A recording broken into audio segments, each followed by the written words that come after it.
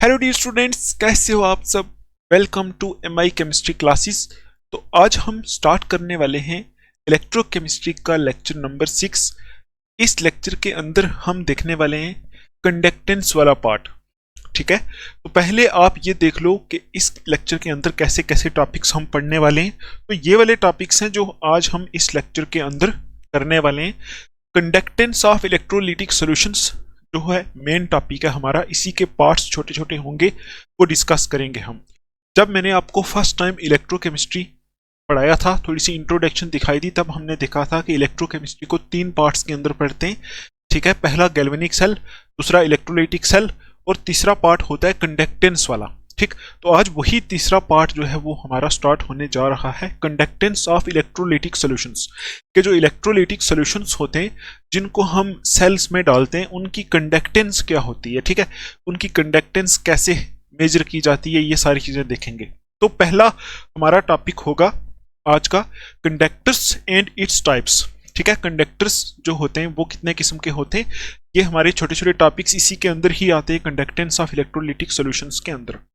उसके बाद हमारा टॉपिक रहेगा कंडक्टेंस मेजरमेंट, के कंडक्टेंस को मेजर कैसे करते हैं। ठीक, और कल का जो हमारा लेक्चर होगा वो इसी का थोड़ा सा आगे होगा। ठीक है, नेक्स्ट इसी का आगे वाला पार्ट होगा। ठीक है, उसके बाद हमारे 2 लेक्चर और आएंगे, फिर हमारा चैप्टर खत्म। तो 3 से 4 लेक्चर इस चैप्टर के और आएंगे, क्योंकि ये चैप्टर जो है एक तो 9 मार्क्स का आपके सिलेबस में है, 9 मार्क्स का इस चैप्टर से एग्जाम में आएगा, और दूसरी चीज ये है कि ये चैप्टर थोड़ा सा लेंथी है। ठीक है, तो चलो स्टार्ट करते हैं अपना topic, conductance of electrolytic solutions क्या होता है। ठीक है, इसमें कैसे कैसे हम स्टडी करेंगे। तो आप अपनी नोटबुक निकालो, अपना पेन निकालो, लिखना स्टार्ट कर दो। तो चलो स्टार्ट करते हैं। तो लिख दिया है हमने अपना टॉपिक आज का, जिसका नाम है कंडक्टेंस ऑफ इलेक्ट्रोलाइटिक सॉल्यूशंस के जो हम इलेक्ट्रोलाइटिक सॉल्यूशंस जो गैल्वेनिक सेल और इलेक्ट्रोलाइटिक सेल के अंदर हम डालते हैं। ठीक है, तो इनका वहाँ यूज करते हैं इलेक्ट्रोलाइट्स का। तो उनकी जो कंडक्टेंस होती है वो कितनी होती है, कैसे बढ़ती है, कैसे घटती है, उनकी कंडक्टेंस को कैसे मेजर करते हैं। ठीक है, कंडक्टेंस होती क्या चीज़ है, ये सारी चीज़ें हम यहाँ इस टॉपिक के अंदर डिस्कस करने वाले हैं। ठीक, तो पहला टॉपिक आप इसके अंदर लिखो पहले कि कंडक्टर क्या होता है। ठीक, ऐसे छोटे छोटे पॉइंट्स करके हम देखने वाले। ठीक, तो पहला पॉइंट आप लिखो, पहला पॉइंट कि कंडक्टर्स क्या होते हैं। ठीक, कंडक्टर्स आपको पहले भी पता होगा कंडक्टर्स क्या होते हैं। तो कंडक्टर्स होते हैं कोई ऐसी चीज जो क्या करे, इलेक्ट्रिक करंट को अपने अंदर से पास होने दे, उस चीज को बोलते हैं कंडक्टर। ठीक, और इसके अपोजिट होता है कोई भी ऐसी चीज या फिर कोई भी ऐसा सब्सटेंस जो अपने अंदर से इलेक्ट्रिक करंट को पास न होने दे, उसको बोलते हैं इंसुलेटर। ये आपको पता है, तो लिख लो इसकी डेफिनेशन, क्योंकि जब आप बाद में पढ़ोगे रिवाइज करोगे तो आपको ताकि प्रॉब्लम ना आए, कोई बुक ना पढ़नी पड़े, इसलिए हम यहाँ एक एक पॉइंट लिख के ही पढ़ते हैं। ठीक, अच्छा, तो लिखो कंडक्टर्स क्या होते हैं। तो यहां आप इसकी डेफिनेशन ऐड करोगे, लिखो सब्सटेंसेस, सब्सटेंसेस। ठीक है, substances which allow the electric current, allow the electric current, electric current to pass, to pass through them, through them. ठीक है, are called conductors, are called, are called conductors. ये होती है conductor की definition. ठीक है, ऐसे सब्सटेंसेस जो अपने अंदर से इलेक्ट्रिक करंट को पास होने दें। ठीक है, या फिर हम ऐसा भी बोल सकते हैं जो इलेक्ट्रिसिटी को जो अपने अंदर से पास होने दे, ऐसे सब्सटेंसेस को बोलते हैं क्या, कंडक्टर्स। ठीक है, अभी देखो इसके अपोजिट क्या होता है, लिखो वाइल, ऐसे करके लिखो वाइल द सब्सटेंसेस। ठीक है, विच which do not allow, do not allow the electric current, electric current। ठीक है, to pass through them, through them, ठीक है। आर कॉल्ड, इनको बोलते हैं इंसुलेटर्स, आर कॉल्ड इंसुलेटर्स, ठीक है। आई होप आपको ये दोनों चीजें समझ में आई होंगी। कंडक्टर्स क्या होते हैं? जो अपने अंदर से इलेक्ट्रिक करंट को पास होने देते हैं, और ऐसे सब्सटेंसेस जो अपने अंदर से इलेक्ट्रिक करंट को पास नहीं होने देते, ठीक है, उनको बोलते हैं इंसुलेटर्स, इंसुलेटर्स, ठीक। तो वो मैंने यहाँ लिख दिया है, इंसुलेटर उनको बोलते हैं। आप पढ़ोगे डेफिनेशन, आपको बड़ी आसानी से ही समझ में आ जाएगा। तो देखो, जो कंडक्टर्स होते हैं ना, वो दो टाइप के होते हैं। तो आप यहां लिखोगे, हमारा काम यहां कंडक्टर्स तक है, हमें इंसुलेटर्स नहीं पढ़ना है, कंडक्टर देखना है। तो लिखो, there are two types of conductors, ठीक। कंडक्टर्स कितने किस्म के होते हैं? दो किस्म के होते हैं। ये जो लेक्चर है थोड़ा सा थ्योरेटिकल है, इसमें बहुत ज्यादा लिखना पड़ेगा, सारी ही थ्योरी है, ठीक। तो थोड़ा सा आप सब्र रख के करोगे तो सही रहेगा, ठीक। देखो, there are two types of conductors, दो किस्म के क्या होते हैं? कंडक्टर्स होते हैं। अच्छा, तो दो किस्म के कौन से कंडक्टर होते हैं? कौन सी दो किस्में होती हैं कंडक्टर्स की? वो आप लिखो। पहली किस्म जो होती है, एक मिनट वापस हम मार्कर पड़ा था क्या कहीं, तो चलो देखते हैं। दो टाइप के कंडक्टर्स होते हैं। कौन कौन सी टाइप के कंडक्टर होते हैं? एक होते हैं मेटेलिक कंडक्टर्स और एक होते हैं इलेक्ट्रोलिटिक कंडक्टर्स। तो पहली टाइप कंडक्टर की आप लिखो मेटेलिक कंडक्टर्स, ठीक है। यहां ही लिख देते हैं, दो टाइप के कंडक्टर होते हैं, एक होते हैं मेटेलिक, मेटेलिक कंडक्टर्स, और दूसरे होते हैं हमारे इलेक्ट्रोलिटिक, इलेक्ट्रोलिटिक कंडक्टर्स, ठीक है। ये दो किस्म के कंडक्टर्स होते हैं। देखो, हमारा जो लेक्चर है इसके अंदर हम क्या करते हैं, सारी ही चीजें लिख लिख के ही पढ़ते हैं, तो इसलिए लेक्चर थोड़ा सा लेंथी होता है। तो आप थोड़ा सा सब्र रख के साथ साथ लिखोगे अगर, तो अगर 2 घंटे का लेक्चर है तो आपको 2 घंटे में ही कवर हो जाएगा सब कुछ। आपको ऐसा नहीं होगा कि 2 घंटे का लेक्चर है आपको 3 घंटे लग गए देखने में, ऐसा नहीं होगा। इसलिए मैं सारी ही चीजें लिख के कराता हूँ, ठीक है। चलो देखते हैं। पहले टाइप के जो कंडक्टर होते हैं उनको क्या बोलते हैं?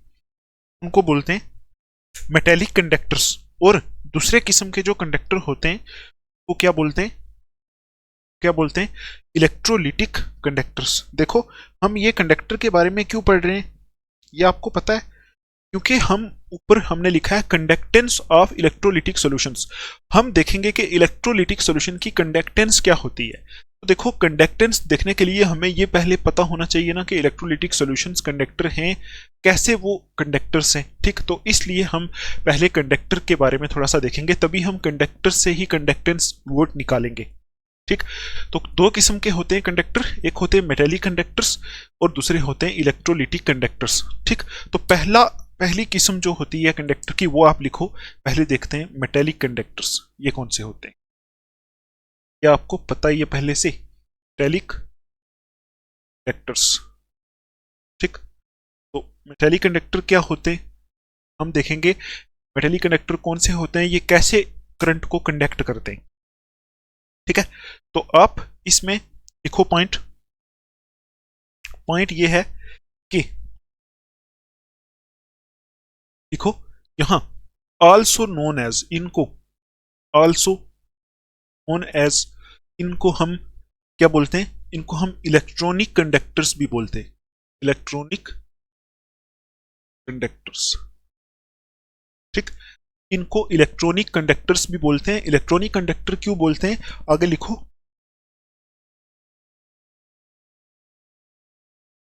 को कॉमा डाल के, conduct electric current, electric current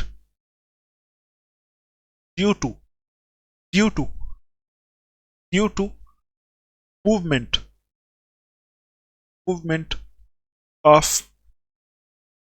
free electron, ठीक। ये आपको पॉइंट ऐड करना है, ठीक है। अच्छा, आगे लिख लो, फ्री इलेक्ट्रॉन्स अ पार्टिकुलर ये आपको लिखना है। ठीक, देखो क्या मतलब है इसका कि मेटेलिक कंडक्टर कौन से होते हैं। देखो मेटेलिक का मतलब ही है मेटल। तो मेटल आपको पता है, मेटल जो होते हैं वो इलेक्ट्रॉन लॉस करना चाहते हैं, मेटल के अंदर फ्री इलेक्ट्रॉन्स होते हैं। तो जो मेटेलिक कंडक्टर होते हैं मतलब मेटल के बने हुए कंडक्टर्स होते हैं, जैसे कोई तार होती है, वायर होती है, कॉपर की वायर, सिल्वर की वायर, उन्हीं को बोल दो। तो वो जो होते हैं वो कैसे इलेक्ट्रिसिटी कंडक्ट करते हैं। ठीक है, एक चीज आपको याद रखनी है, इनको इलेक्ट्रॉनिक कंडक्टर्स भी बोलते हैं, और ये इलेक्ट्रिक करंट कंडक्ट करते due to movement of free electrons. Free electrons की मूवमेंट से ये क्या करते हैं, इलेक्ट्रिसिटी या फिर इलेक्ट्रिक करंट को कंडक्ट करते हैं। इनके अंदर क्या होता है, जो फ्री इलेक्ट्रॉन्स होते हैं, क्योंकि मेटल्स हैं, मेटल्स इलेक्ट्रॉन लॉस करना चाहते हैं, इनमें कुछ इलेक्ट्रॉन निकले होते हैं, फ्री होते हैं, तो उनकी मूवमेंट से, जब उनकी मूवमेंट होती है एक पार्टिकुलर डायरेक्शन में, तो उस टाइम ये क्या करते हैं, इलेक्ट्रिसिटी कंडक्ट करते हैं। आप ऐसा भी बोल सकते हो कि मेटेलिक कंडक्टर ऐसे कंडक्टर हैं जिनको हम जब इलेक्ट्रिसिटी के साथ कनेक्ट करते, ठीक है, तो इलेक्ट्रिसिटी के साथ कनेक्ट करने पे उनके अंदर जो फ्री इलेक्ट्रॉन्स है वो मूव करते, इस वजह से metallic conductor electric current conduct करते। ठीक, तो यही आपको याद रखना है, मेटेलिक कंडक्टर करंट कैसे कंडक्ट करते हैं, इलेक्ट्रॉन्स की मूवमेंट से कंडक्ट करते हैं। ठीक है, अच्छा, उसके बाद आप पॉइंट लिखो कि क्या होता है, they do not undergo any chemical change, they do not undergo any chemical change. ठीक है, इनमें कोई केमिकल चेंज नहीं आती है due to the passage of current, current pass होने की वजह से, द पैसेज ऑफ करंट। तब जब हम इन कंडक्टर्स में, मेटेलिक कंडक्टर्स में इलेक्ट्रिसिटी को पास करते हैं तो इनके अंदर कोई केमिकल चेंज नहीं आती। ऐसा नहीं होता कि अगर सपोज सिल्वर से हमने करंट पास किया तो सिल्वर कॉपर बन गया, ठीक है, या फिर कॉपर से किया तो कॉपर कुछ और बन गया, ऐसा कुछ नहीं होता। तो वही लिखा है, they do not undergo any chemical change due to the passage of current. Current pass करने से जो मेटेलिक कंडक्टर होते हैं उनके अंदर कोई भी केमिकल चेंज नहीं आती। ठीक है, अच्छा, उसके बाद मोस्ट इंपॉर्टेंट पॉइंट आपको लिखना है कि इनकी जो कंडक्टेंस होती है उस पे टेम्परेचर का क्या इफेक्ट पड़ता है। ठीक, तो आप लिखोगे the conductance of metallic conductors, लिखो the conductance of metallic conductors, conductance of metallic conductors decreases with the rise in temperature, decreases with the rise in temperature। ठीक है, अच्छा, आगे लिखो, बिल्कुल सिंपल चीज है, बिकॉज, ठीक है, because the residual positively charged because the residual positively charged ions also called kernels, ठीक है, also called kernels start vibrating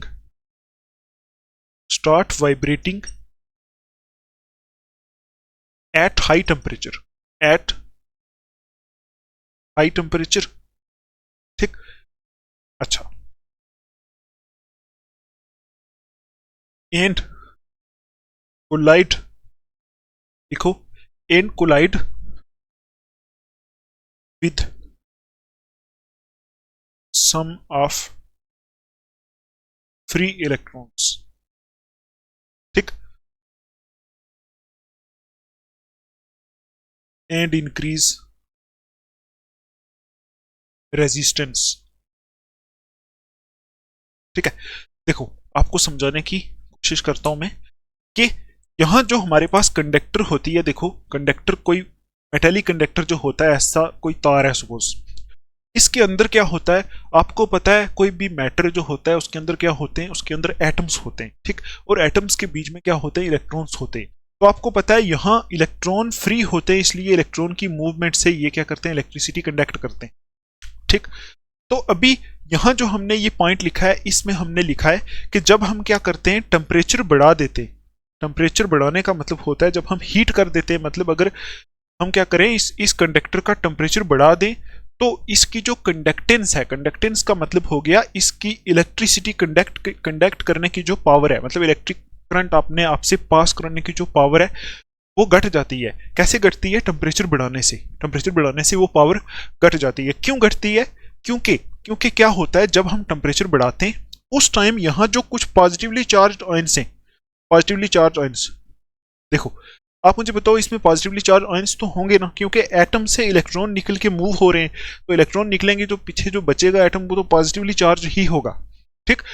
temperature बढ़ाने से क्या होता है, पॉजिटिवली चार्ज आयन जो होते हैं वो भी वाइब्रेट करना स्टार्ट कर देते हैं, ठीक है। पॉजिटिवली चार्ज आयंस भी वाइब्रेट करना स्टार्ट कर देते हैं और वो वाइब्रेट करके इन इलेक्ट्रॉन के रास्ते में आ जाते हैं।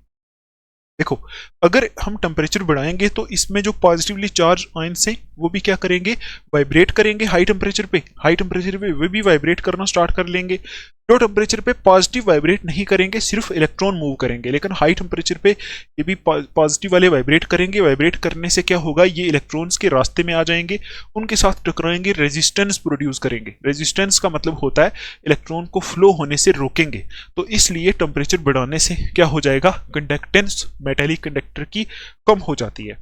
देखो वही लिखा है यहाँ, conductance of metallic conductor decreases with rise in temperature, मतलब मेटेलिक कंडक्टर की जो कंडक्टेंस होती है वो टेम्परेचर बढ़ाने से क्या हो जाती है, घट जाती है कंडक्टेंस, ठीक, घट जाती है। क्यों, because the residual positively charge ions, मतलब जब इलेक्ट्रॉन मूव करने के बाद जो रेजिड्यूल पॉजिटिवली चार्ज आयंस बचते हैं, आल्सो कॉल्ड कर्नल्स, इनको कर्नल्स भी बोलते हैं, ठीक है। ये जो पॉजिटिवली चार्ज आयंस बचते हैं इनको कर्नल्स भी बोलते हैं, ठीक।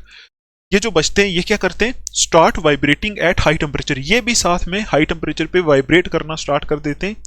And collide with some of free electron, जो फ्री इलेक्ट्रॉन मूव कर रहे हैं उनके साथ कोलाइड कर लेते हैं। एंड इंक्रीज रेजिस्टेंस, रेजिस्टेंस को इंक्रीज कर लेते हैं, ठीक। और आपने अगर फिजिक्स थोड़ी सी भी पढ़ी, आपको पता है जहां रेजिस्टेंस होती है वहां कंडक्टेंस कम हो जाती है, क्योंकि ये क्या करेंगे, रेजिस्टेंस का मतलब हो गया इन इलेक्ट्रॉन को मूव करने से रोकेंगे, रेजिस्ट करेंगे, रोकेंगे। रेजिस्टेंस का मतलब होता है रोकना, ठीक है। तो रोकेंगे तो ये इलेक्ट्रॉन मूव नहीं कर पाएंगे, तो इसलिए इसकी जो कंडक्टेंस होगी इलेक्ट्रो इसकी मेटेलिक कंडक्टर की जो कंडक्टेंस होगी वो टेम्परेचर बढ़ाने से घट जाएगी। आपको ये सिर्फ याद रखनी है यहाँ तीन चीजें, ठीक है। मेटेलिक कंडक्टर्स को हमने इतना ही करना था, तो आपको क्या याद रखना है, पहली चीज याद रखनी है मेटेलिक कंडक्टर कैसे इलेक्ट्रिसिटी को कंडक्ट करते हैं, इलेक्ट्रॉन्स की मूवमेंट से, ठीक। एक पार्टिकुलर डायरेक्शन में इलेक्ट्रॉन्स की मूवमेंट होती है, फिर वो उस वजह से इलेक्ट्रिसिटी को कंडक्ट करते हैं। दूसरी चीज याद रखनी है आपको कि टेम्परेचर बढ़ाने से क्या होता है, मेटेलिक कंडक्टर की कंडक्टिविटी या फिर कंडक्टेंस जिसको बोलते हैं वो घट जाती है। कंडक्टेंस का मतलब है यहां से इलेक्ट्रिक करंट पास करने की ताकत घट जाती है, ठीक है, कैपेसिटी घट जाती है। तो ये थे हमारे metallic conductors.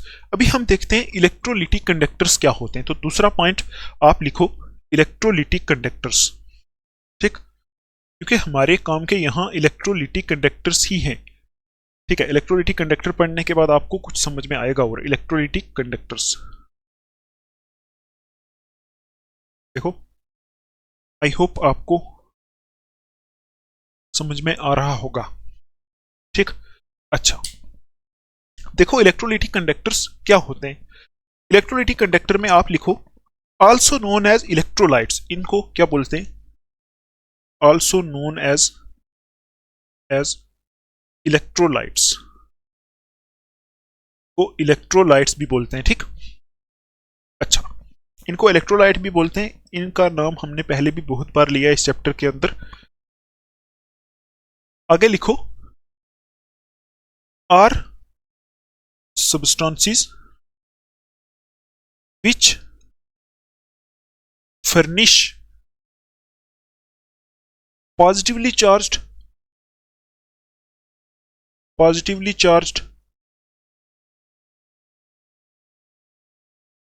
and negatively charged ions in molten state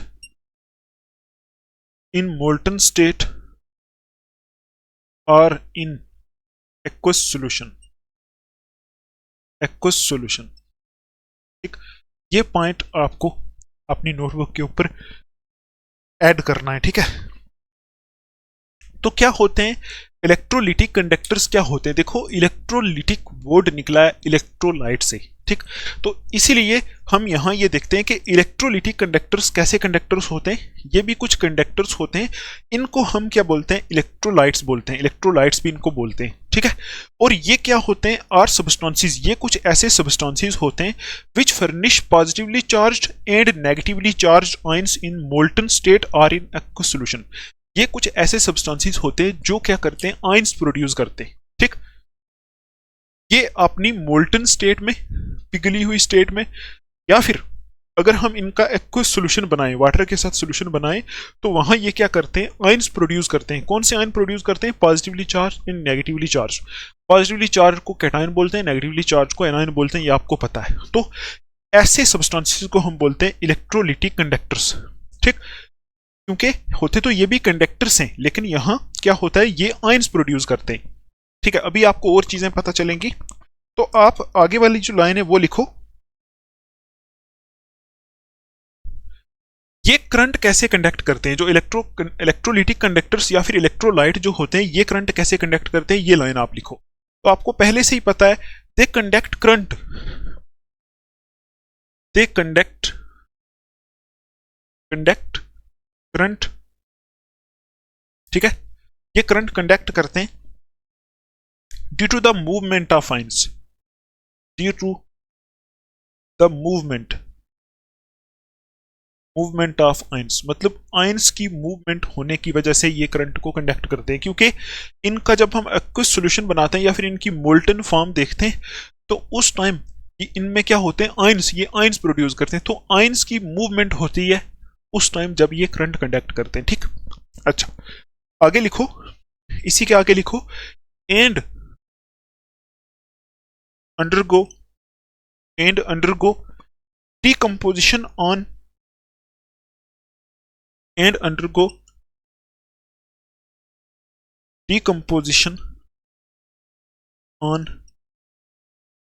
cathode and anode.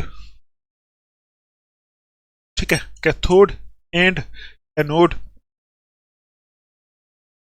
When current is passed through them. ये पॉइंट आपको याद रखना है। हमने मेटेलिक कंडक्टर में एक चीज पढ़ी थी कि मेटेलिक कंडक्टर जब इलेक्ट्रिसिटी कंडक्ट करते हैं उनमें कोई केमिकल चेंज नहीं आती, लेकिन यहां क्या होता है? यहां जब ये करंट कंडक्ट करते हैं इनमें कोई केमिकल चेंज आ जाती है। ठीक, देखो यहां लिखा है दे कंडक्ट करंट, ये करंट को कंडक्ट करते हैं due to the movement of ions, ions की मूवमेंट से। ठीक, और वो कैसे कंडक्ट करते थे? इलेक्ट्रॉन्स की मूवमेंट से। यहां कैसे कंडक्ट होता है? आयंस की मूवमेंट से करंट कंडक्ट होता है। ठीक, अंडरगो, ये क्या करते हैं? जैसे ही ये करंट कंडक्ट करते हैं तो इनमें क्या हो जाता है? यहां लिखा है and undergo decomposition on cathode and anode. जैसे ही इनमें करंट हम पास करते हैं, ये करंट को कंडक्ट करते हैं, तो इनके अंदर डीकंपोजिशन हो जाती है कैथोड पे और एनोड पे। आपको पता है इलेक्ट्रोलिटिक सेल हमने पढ़ा था, वहां कैथोड एंड एनोड था। जब हम इनमें करंट पास करते हैं तो कैथोड और एनोड पे क्या हो जाती है? इनकी डीकंपोजिशन हो जाती है when current is pass through them. वही लिखा है कि जब इनसे करंट पास किया जाता है तो इनकी क्या हो जाती है? डीकंपोजिशन हो जाती है। और अगर हम इनको कंपेयर करें मेटेलिक कंडक्टर से, तो उनमें कोई डीकंपोजिशन नहीं होती, उनमें कोई केमिकल चेंज नहीं होती। और ये जो डीकंपोजिशन यहां हो जाती है, ये एक केमिकल चेंज ही होती है। ठीक, इलेक्ट्रोलिटिक सेल में हमने देखा था कि इलेक्ट्रोलाइट्स की क्या हो जाती है? डीकंपोजिशन हो जाती है जब हम उनसे करंट पास करते हैं। जब वो करंट कंडक्ट करते हैं तो कैथोड और एनोड की तरफ दौड़ के जाते हैं, वहां जाके डीकंपोज होकर कुछ और बना देते हैं। ठीक, ये होते हैं, ये दो पॉइंट थे इसके बारे में। आई होप आपको ये समझ में आया होगा। ठीक है, अच्छा, अभी आप एक पॉइंट और लिखो, इसी के नीचे आपको लिखना है। मैं यहां लिख देता हूं। ठीक है, मैं यहां लिख देता हूं, आपको इसके नीचे लिखना है। ठीक, तो लिखो देयर कंडक्टेंस इंक्रीजेस इनकी जो कंडक्टेंस होती है, देयर कंडक्टेंस, ठीक है, conductance increases with increase in temperature, in temperature. इनकी जो कंडक्टेंस होती है टेम्परेचर बढ़ाने से बढ़ती है, ठीक। लेकिन मेटेलिक कंडक्टर की जो कंडक्टेंस थी वो टेम्परेचर बढ़ाने से घटती थी। इनकी कैसे बढ़ती है वो देखो, आगे लिखो, because of high mobility of ions, because of high mobility, mobility of ions eight high temperature, eight high temperature, ठीक। तो ये पॉइंट आपको ऐड करना है कि इनकी जो कंडक्टेंस होती है वो टेम्परेचर इंक्रीज करने से इंक्रीज हो जाती है, ठीक। जैसा ही हम इनका टेम्परेचर बढ़ाएंगे ये ज्यादा इलेक्ट्रिसिटी कंडक्ट करेंगे। क्यों? Because of high mobility, mobility का मतलब होता है मूवमेंट, क्योंकि टेम्परेचर बढ़ाने से इनके आयंस की मूवमेंट तेज हो जाती है। तो जैसे ही देखो ये करते क्या है, ये इलेक्ट्रिसिटी कंडक्ट करते ही आयंस की मूवमेंट से है। तो जैसे ही हम टेम्परेचर इनका बढ़ाते हैं तो इनके आयन की मूवमेंट तेज हो जाती है, ठीक। तो फिर इलेक्ट्रिसिटी भी ये ज्यादा कंडक्ट करते हैं। तो वही लिखा है कि इनकी कंडक्टेंस जो होती है टेम्परेचर के साथ बढ़ती है because of high mobility of ions eight high temperature, क्योंकि हाई टेम्परेचर पे इनके आयंस की मूवमेंट तेज हो जाती है, इसलिए इनकी जो कंडक्टेंस होती है वो टेम्परेचर बढ़ाने से बढ़ती है, ठीक है। तो आई होप इतना आपको समझ में आया होगा। अभी हम इसी, ये जो इलेक्ट्रोलिटिक कंडक्टर है इसी में थोड़े से 2-3 पॉइंट और लिखेंगे, ठीक। तो आप इसको लिख लो, इसको साफ करते हैं तो फिर आगे चलते हैं। तो अभी आगे आप एक पॉइंट ऐड करो, लिखो, लिखो, इलेक्ट्रोलाइट्स होते कौन से हैं? ये देखो इलेक्ट्रोलाइट्स होते कौन से, ठीक। तो लिखोगे electrolytes are generally acids, bases and salts. लिखो नेक्स्ट पॉइंट इसी के अंदर, इलेक्ट्रोलाइट्स, ठीक है, electrolytes are generally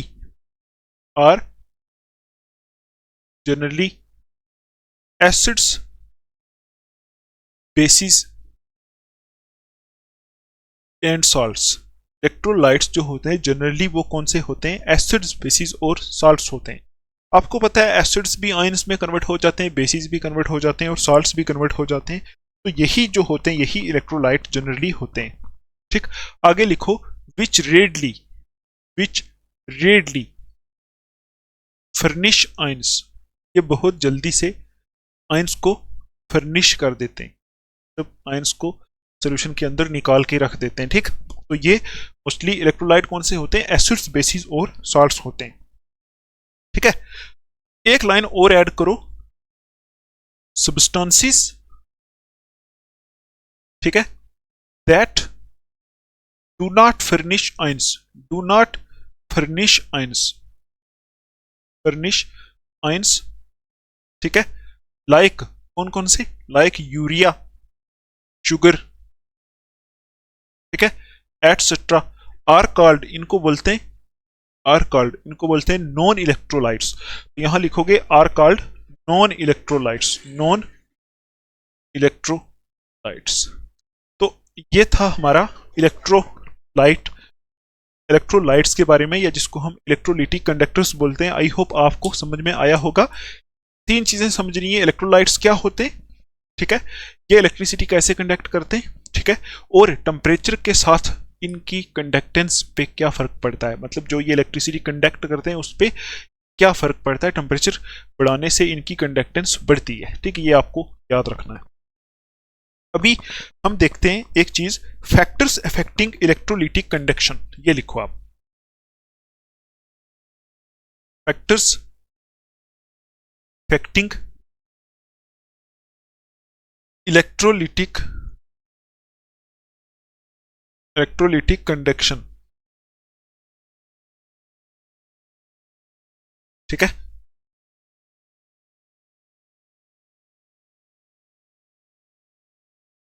factors affecting electrolytic conduction, ठीक। तो कौन कौन से ऐसे फैक्टर्स हैं जो यही जो इलेक्ट्रोलाइटिक जो हमने इलेक्ट्रोलाइट्स पढ़ रहे हैं ना, इलेक्ट्रोलिटिक कंडक्टर, इनकी कंडक्शन पे कौन कौन से फैक्टर इफेक्ट करते हैं ये आपको देखना है।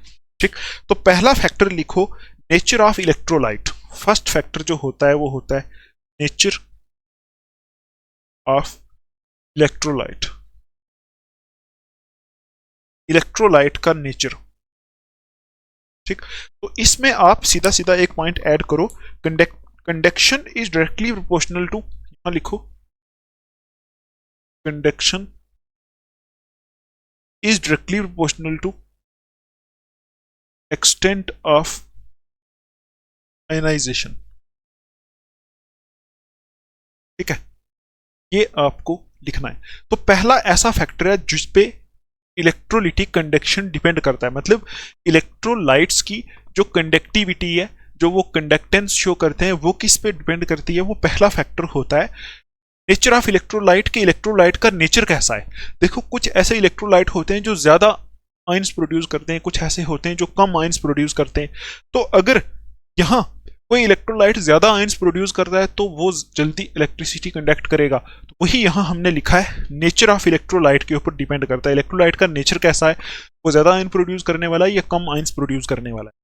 वही हमने यहां लिख दिया कि ये कंडक्शन जो होती है directly proportional to extent of ionization होती है, कि कोई चीज कितनी आयनाइज होती है, कोई इलेक्ट्रोलाइट कितना आयनाइज होता है, उतनी ही उसकी कंडक्शन बढ़ती है। ये था हमारा पहला फैक्टर। दूसरा फैक्टर देखो size of ions produced and their solvation. Size of ions produced and their solvation. ठीक, ये आपको लिखना है,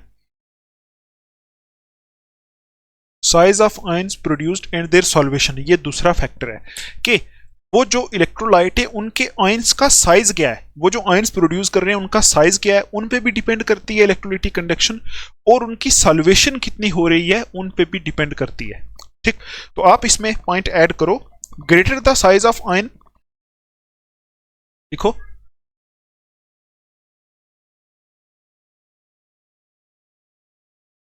greater the size of ion, greater the size of ion or greater the solution of ions, or greater the solution of ions। ठीक, आगे लिखो lesser is the conductance, आगे लिखो lesser is the conductance।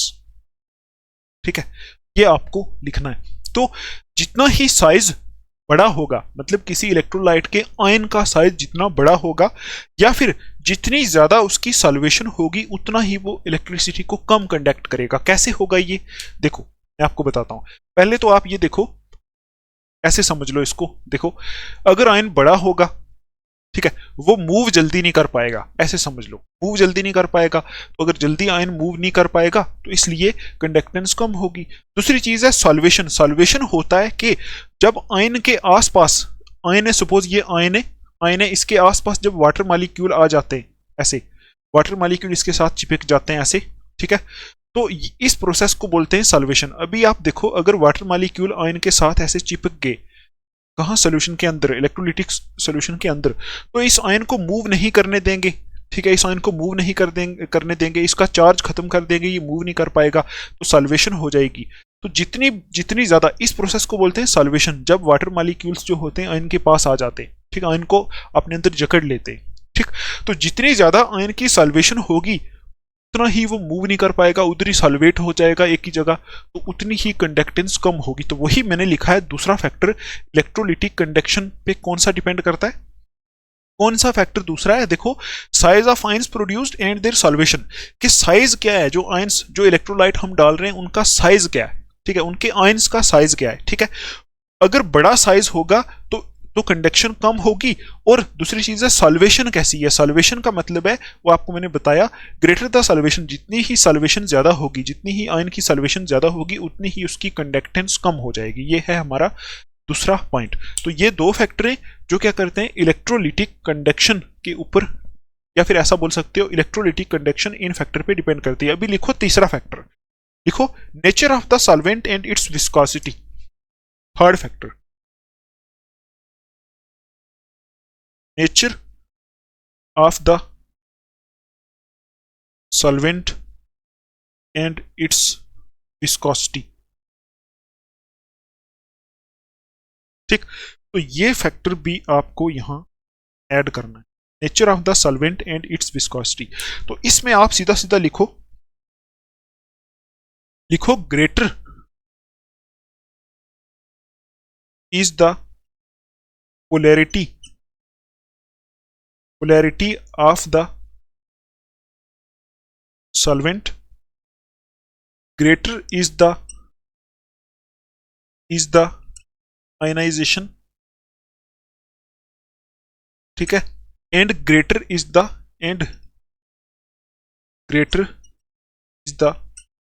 Conductance. ये लिखना है। उसके बाद आपको लिखना है कि greater is the viscosity, greater is the viscosity of the solvent, ठीक है, lesser is the conductance, lesser is the conductance. ठीक, तो इलेक्ट्रोलिटिक कंडक्शन है जो, मतलब इलेक्ट्रोलाइट इलेक्ट्रिसिटी कैसे कंडक्ट करते हैं, वो इस चीज पे भी डिपेंड करता है कि उन इलेक्ट्रोलाइट को किस सॉल्वेंट के अंदर रखा गया है। ठीक है, किस सॉल्वेंट के अंदर रखा गया है उसके ऊपर भी उनकी कंडक्शन डिपेंड करती है। देखो यहां लिखा है nature of solvent and its viscosity, उनको किस सॉल्वेंट के अंदर रखा गया है और उस सॉल्वेंट की विस्कोसिटी कितनी है। तो पहला पॉइंट देखो लिखा है मैंने, greater the polarity of solvent, अगर किसी ऐसे सॉल्वेंट में उनको डिसॉल्व किया गया है जिस सॉल्वेंट की पोलैरिटी ज्यादा है, पोलैरिटी का मतलब होता है उनमें चार्ज डिफरेंस है, ठीक है, पोलैरिटी ज्यादा है, तो ग्रेटर उतनी ही ज्यादा आयनाइजेशन होगी, उतनी ही ज्यादा आयनाइज होंगे वो इलेक्ट्रोलाइट, और ग्रेटर इज द कंडक्टेंस, उतनी ही ज्यादा कंडक्टेंस होगी। ठीक, तो अगर कैसे बोलोगे, अगर किसी इलेक्ट्रोलाइट को पोलर सॉल्वेंट में डाला गया है तो उसकी कंडक्शन बढ़ जाएगी, ठीक है, उसकी इलेक्ट्रिसिटी कंडक्ट करने की पावर बढ़ जाएगी। अगर किसी इलेक्ट्रोलाइट को नॉन पोलर सॉल्वेंट में डाला गया तो वो आयन में कन्वर्ट नहीं हो पाएगा। ठीक है, तो वही चीज है यहाँ, greater is the polarity of the solvent, कि सॉल्वेंट की जितनी पोलैरिटी ज्यादा होगी उतनी ही उस इलेक्ट्रोलाइट की, जो उसमें डाला हुआ इलेक्ट्रोलाइट है, उसकी आयनाइजेशन ज्यादा होगी, ज्यादा आयन्स बनेंगे, उतनी ही कंडक्टेंस ज्यादा होगी। ठीक, ये फैक्टर है। और दूसरा है सॉल्वेंट की विस्कोसिटी। विस्कोसिटी का मतलब होता है कि वो सॉल्वेंट कितना गाढ़ा है, ठीक है, कितना गाढ़ा। गाढ़ा का मतलब होता है जैसे आप हनी देखा है आपने और वाटर देखा है, हनी वाटर से गाढ़ा होता है, उसी को बोलते हैं वो विस्कस है, तो उसकी विस्कोसिटी ज्यादा होती है। तो देखो greater is the viscosity of the solvent, जितनी सॉल्वेंट की विस्कोसिटी ज्यादा होगी, जितना सॉल्वेंट ज्यादा गाढ़ा होगा, उतने ही उसमें जो आयंस प्रोड्यूस होंगे वो मूव नहीं कर पाएंगे। ठीक, देखो ना, जब हम किसी विस्कस सॉल्वेंट के अंदर इलेक्ट्रोलाइट डालेंगे, उसके आयन जो वहां प्रोड्यूस होंगे वो मूव कर नहीं पाएंगे, क्योंकि वो सॉल्वेंट गाढ़ा है, मूव नहीं कर पा रहे वो आयन, तो वहां से भी क्या होगा, कंडक्शन उस इलेक्ट्रोलाइट की कम हो जाएगी। तो देखो greater is the viscosity of the solvent, lesser is the conductance, उतनी ही कंडक्टेंस लेस हो जाएगी। ठीक है, और लास्ट फैक्टर जो है वह कॉन्सेंट्रेशन ऑफ द सॉल्यूशन। ठीक, concentration of the solution, concentration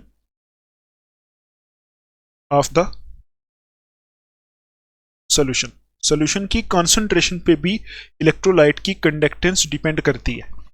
ठीक, तो higher the concentration lesser is the conductance, सीधा लिख लो, higher is the concentration lesser is the conduction लिखो या फिर कंडक्टेंस लिखो, एक ही चीज है। ठीक, अच्छा, तो देखो कॉन्सेंट्रेशन ऑफ सॉल्यूशन के ऊपर भी इलेक्ट्रोलाइट जो होता है उसकी कंडक्शन डिपेंड करती है। कॉन्सेंट्रेशन, अगर हम किसी इलेक्ट्रोलाइट का कॉन्सेंट्रेटेड सॉल्यूशन बना रहे हैं, ठीक है, तो कॉन्सेंट्रेटेड का मतलब है उसमें पूरे का पूरा इलेक्ट्रोलाइट ही है। ठीक, तो उस टाइम भी उसके आयंस मूव नहीं कर पाएंगे, वो हम आगे डिस्कस करेंगे कैसे ये होता है। ठीक है, तो आप अभी इतना याद रखोगे कि कॉन्सेंट्रेशन ऑफ सॉल्यूशन के ऊपर भी इलेक्ट्रोलाइट की कंडक्शन डिपेंड करती है। तो अगर सॉल्यूशन हायर कॉन्सेंट्रेशन का होगा, हायर कॉन्सेंट्रेशन का मतलब है कि प्योर इलेक्ट्रोलाइट ही भरा हुआ है वहां, तो वहां भी कंडक्शन कम हो जाएगी। देखो यही है, कॉन्सेंट्रेशन ऑफ सॉल्यूशन के ऊपर कैसे डिपेंड करता है, higher is the concentration lesser is the conduction. जितनी कॉन्सेंट्रेशन हायर होगी उतनी ही इलेक्ट्रोलाइट की कंडक्टेंस कम हो जाएगी। ठीक, और लास्ट पॉइंट है टेम्परेचर, फिफ्थ, टेम्परेचर पे भी डिपेंड करता है। और मैंने आपको पहले ही बताया था, जितना टेम्परेचर हम बढ़ाएंगे, कंडक्टेंस जो इलेक्ट्रोलाइट की होती है वो डायरेक्टली प्रोपोर्शनल टू टेम्परेचर होती है। जितना टेम्परेचर बढ़ेगा उतनी ही कंडक्टेंस उसकी बढ़ेगी, क्योंकि उतना ही आयन तेजी के साथ मूव करेंगे।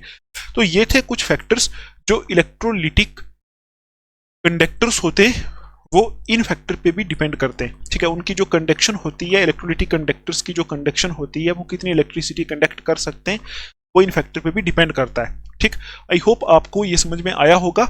तो क्या हमने देखा, हमने यही देखा कि इलेक्ट्रोलिटिक कंडक्टर्स जिनको इलेक्ट्रोलाइट्स भी बोलते हैं, उनमें क्या आ जाते हैं एसिड, बेसिस और साल्ट्स। उनकी जो कंडक्शन होती है, यहाँ लिखा है फैक्टर्स इफेक्टिंग इलेक्ट्रोलिटिक कंडक्शन, उनकी जो कंडक्शन होती है इलेक्ट्रोलाइट की, वो इन फैक्टर्स के ऊपर डिपेंड करती है। तो पहला फैक्टर होता है नेचर ऑफ इलेक्ट्रोलाइट, मतलब ये भी डिपेंड करता है कि वो इलेक्ट्रोलाइट कैसा है। ठीक है, वो ज्यादा आयन प्रोड्यूस करने वाला है या कम आयन प्रोड्यूस करने वाला है। तो अगर ज्यादा आयन प्रोड्यूस करेगा तो कंडक्शन ज्यादा होगी। ठीक, तो दूसरा है साइज ऑफ आयन, तो आयन का साइज कितना है उस पर भी डिपेंड करता है। अगर साइज, आयन का साइज बड़ा होगा तो वो मूव नहीं कर पाएगा, तो कंडक्शन उसकी कम हो जाएगी। ठीक है, और सॉल्वेशन कितनी हो रही है, जिस इलेक्ट्रोलाइट को हम पानी के अंदर डिजॉल्व कर रहे हैं। देखो कोई भी इलेक्ट्रोलाइट है, एसिड है, चाहे बेस है, चाहे सॉल्ट है, उसको वाटर में डिजॉल्व करेंगे तभी तो वो आयन प्रोड्यूस करेगा, तभी तो उसकी कंडक्शन देखेंगे।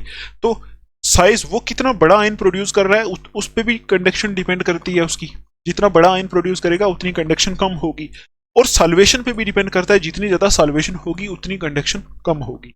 उसके बाद है सॉल्वेंट का जो नेचर है और उसकी विस्कोसिटी, उस पे भी इस इलेक्ट्रोलाइट की कंडक्शन डिपेंड करती है। सॉल्वेंट जो है अगर वो पोलर होगा तो उसमें आयंस ज्यादा बनेंगे तो कंडक्शन बढ़ जाएगी। अगर सॉल्वेंट नॉन पोलर होगा तो उसमें आयंस कम प्रोड्यूस होंगे, नॉन पोलर सॉल्वेंट के अंदर आयंस प्रोड्यूस नहीं हो पाएंगे तो कंडक्शन घट जाएगी। इसी तरह सॉल्वेंट की विस्कोसिटी के ऊपर भी डिपेंड करता है। अगर सॉल्वेंट जो है वो ज्यादा विस्कस है, ज्यादा गाढ़ा है, तो उसमें आयंस मूव नहीं कर पाएंगे, फिर कंडक्शन कम हो जाएगी। ठीक, इसी तरह कॉन्सेंट्रेशन पे भी डिपेंड करता है। जितनी कॉन्सेंट्रेशन इलेक्ट्रोलाइट की ज्यादा लेंगे, कॉन्सेंट्रेशन ज्यादा लेंगे, तो वहां सॉल्वेंट बहुत कम होगा। ठीक है, तो वो आयन मूव नहीं कर पाएंगे। इस पॉइंट को हम आगे समझेंगे। ठीक है, आगे इसकी डिटेल है। ठीक है, तो फिर आप इतना याद रखो, जितनी कॉन्सेंट्रेशन हम ज्यादा लेंगे किसकी, इलेक्ट्रोलाइट की, उतनी ही कंडक्शन क्या हो जाएगी, कम हो जाएगी। और टेम्परेचर पे भी डिपेंड करता है, जितना टेम्परेचर बढ़ाएंगे उतनी कंडक्शन बढ़ेगी। तो ये थे हमारे कुछ फैक्टर्स जो इलेक्ट्रोलिटिक कंडक्शन जिनके ऊपर डिपेंड करती है। ठीक, आई होप आपको ये पॉइंट समझ में आए होंगे। आप लिखो, इसको पढ़ो, अगर कोई प्रॉब्लम आती है, टेलीग्राम ग्रुप बना हुआ है, तो वहां आके आप मेरे से ओपनली डाउट्स डिस्कस कर सकते हो। ठीक, अभी इसको करते हैं साफ, तो चलते हैं आगे।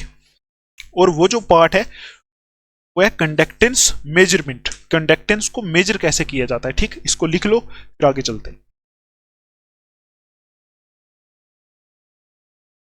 तो अभी जो हमारा टॉपिक है वो है कंडक्टेंस मेजरमेंट। हमने देख लिया कंडक्टेंस के बारे में, मतलब कंडक्शन कैसे होती है। इलेक्ट्रोलिटिक कंडक्टर देखे, मेटेलिक कंडक्टर देखे, हमने देखा उसमें कंडक्टेंस जो होती है, मतलब कंडक्ट कैसे होती है चीजें, इलेक्ट्रिसिटी कैसे कंडक्ट होती है, वो हमने देखा। अभी देखो कि हम एक्चुअल में जो फिजिक्स की लैंग्वेज यूज करके हम देखते हैं ना, रेजिस्टेंस क्या होता है, कंडक्टेंस क्या होता है, फार्मूला बेस्ड, वैसे देखेंगे। तो आप लिखो टॉपिक अभी कंडक्टेंस मेजरमेंट। ठीक है, कंडक्टेंस मेजरमेंट के कितनी कंडक्टेंस हो रही है और कंडक्टेंस का क्या फार्मूला होता है, कितनी कंडक्टेंस हो रही है किसी मेटेलिक कंडक्टर में या फिर इलेक्ट्रोलिटिक कंडक्टर में, उसको मेजर कैसे करें। ठीक, तो वो चीज हम यहां देखेंगे। तो पहले हम देखेंगे मेटेलिक कंडक्टर्स के लिए। ठीक है, मेटेलिक कंडक्टर के लिए देखेंगे, फिर ही आपको इलेक्ट्रोलिटिक कंडक्टर्स का समझ में आएगा। पहले हम देखेंगे कि मेटेलिक कंडक्टर में रेजिस्टेंस क्या होता है। ठीक, तो उसको कैसे मतलब निकालते हैं, उसकी कंडक्टिविटी क्या होती है, फिर हम देखेंगे वही चीज इलेक्ट्रोलिटिक कंडक्टर्स के लिए। ठीक, बिल्कुल सिंपल है। आप लिखो, आपने 10th क्लास में और पढ़ा था, 12th क्लास में भी है, ओम्स लॉ। ओम्स लॉ वो यहां यूज होगा। तो आप यहां एक पॉइंट ऐड करो, according ohms law, Ohm's law, Ohm's law के अकॉर्डिंग हम देखते हैं कि resistance of a conductor, resistance of a conductor according to Ohm's law, resistance of a conductor is directly proportional to length, is directly proportional, proportional, is directly proportional, ठीक है,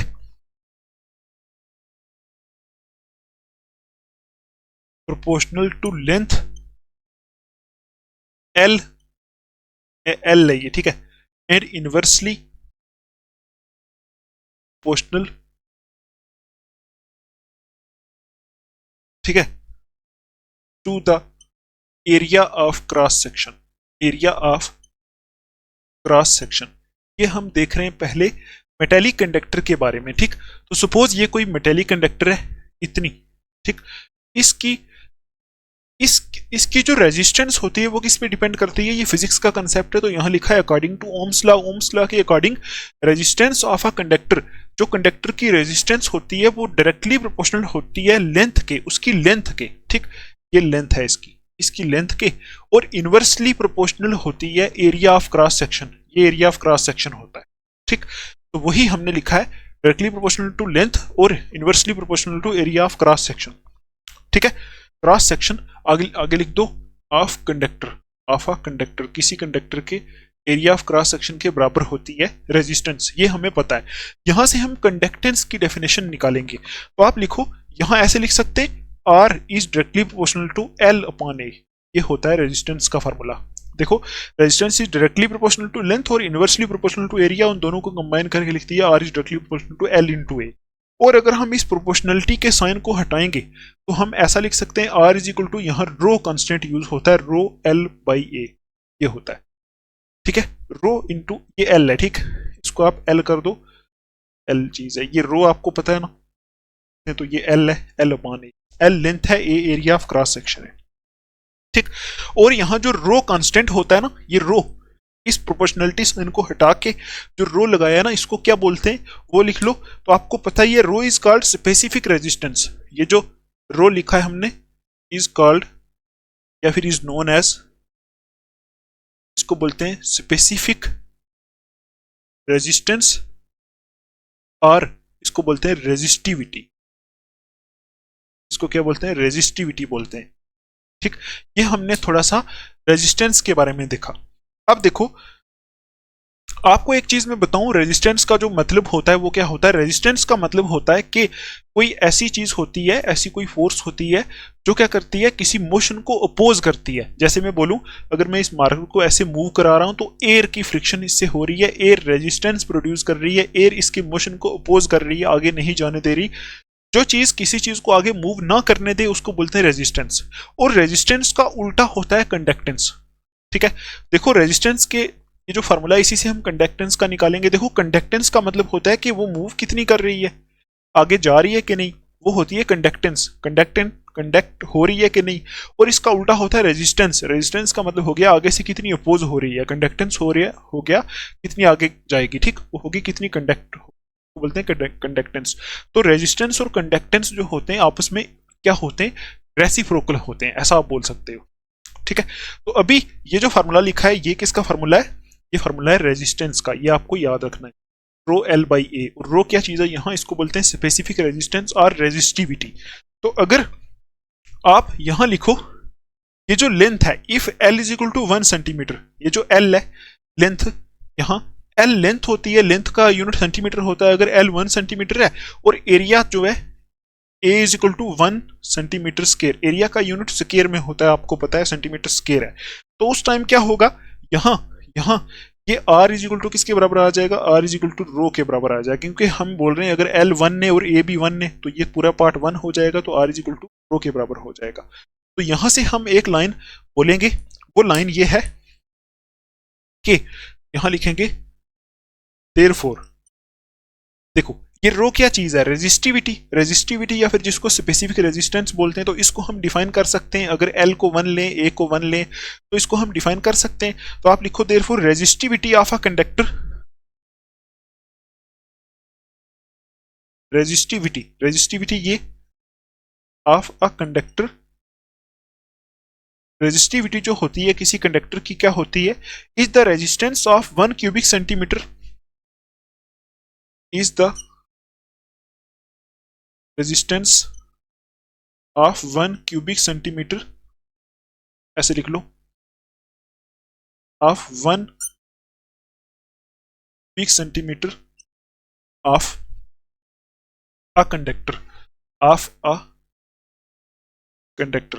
देखो अगर अगर ऐसा हो जाए कि मतलब जो कंडक्टर है, ये जो कंडक्टर है, इसका एरिया भी हमने, ये जो एरिया है ये भी 1 सेंटीमीटर स्क्वायर ले लिया, और ये जो लेंथ है ये भी कितनी ले ली, 1 सेंटीमीटर ले ली, तो ओवरऑल ये कितना हो जाएगा, 1 क्यूबिक सेंटीमीटर हो गया। देखो 1 सेंटीमीटर ये वाला है, 1 सेंटीमीटर ये वाला है, तो ये तो 1 सेंटीमीटर क्यूब हो गया। तो यहां मैंने लिखा है कि अगर हम यहां एल की वैल्यू 1 पुट कर दें, एरिया की वैल्यू 1 सेंटीमीटर स्क्वायर पुट कर दें, तो क्या हो जाएगा, आर इज इक्वल टू रो हो जाएगा। ठीक, तो यहां आर जो है क्या है, रेजिस्टेंस है, और रो क्या है, रेजिस्टिविटी है। तो हम यहां से इस रेजिस्टिविटी को डिफाइन कर सकते हैं कि resistivity of a conductor is the resistance of 1 cubic centimetre of conductor. 1 cubic centimetre of conductor, कोई भी जो कंडक्टर है उसका अगर हम 1 क्यूबिक सेंटीमीटर लें, मतलब उसका एरिया भी कितना होना चाहिए, 1 सेंटीमीटर, लेंथ भी 1 सेंटीमीटर, उसकी जो रेजिस्टेंस होगी उसी को हम क्या बोलते हैं, रेजिस्टिविटी बोलते हैं। ठीक है, बिल्कुल सिंपल है, आपने फिजिक्स में पढ़ा भी होगा। Resistivity of a conductor is the resistance of 1 cubic centimetre of conductor.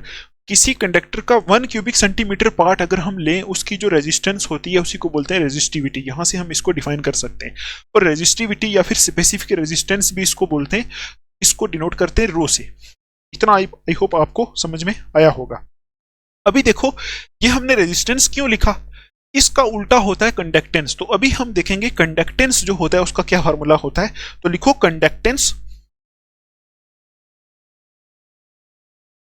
Conductance और इसको रिप्रेजेंट करते हैं जी से। Conductance G is the reciprocal of R, is the reciprocal of R. R क्या चीज है, आर होती है रेजिस्टेंस, और ये क्या चीज है, कंडक्टेंस। जो कंडक्टेंस जी होती है वो इस आर का रेसिप्रोकल होता है। आर क्या होता है, रेजिस्टेंस, रेजिस्टेंस का उल्टा होता है कंडक्टेंस। एंड कंडक्टिविटी, इस कंडक्टिविटी को डिनोट करते हैं कप्पा से। के जैसा एक साइन होता है, इसको बोलते हैं कप्पा। ठीक है, तो यहां से इसको इस साइन से डिनोट करते हैं, या फिर इसको स्पेसिफिक कंडक्टिविटी भी बोलते हैं, और स्पेसिफिक कंडक्टेंस बोलते हैं। ठीक, स्पेसिफिक कंडक्टेंस या फिर कंडक्टिविटी जो होती है वो क्या होती है, is the inverse of resistivity, is the inverse of resistivity. ये आपको याद रखना, रेजिस्टिविटी क्या है, रो। अभी देखो हमने क्या किया, यहां हमने पहले रेजिस्टेंस देखा किसी कंडक्टर का, ठीक है, रेजिस्टेंस देखा, और रेजिस्टेंस का उल्टा करेंगे तो कंडक्टेंस देख लेंगे। देखो यहां लिखा है कंडक्टेंस जी जो होता है is the reciprocal of resistance.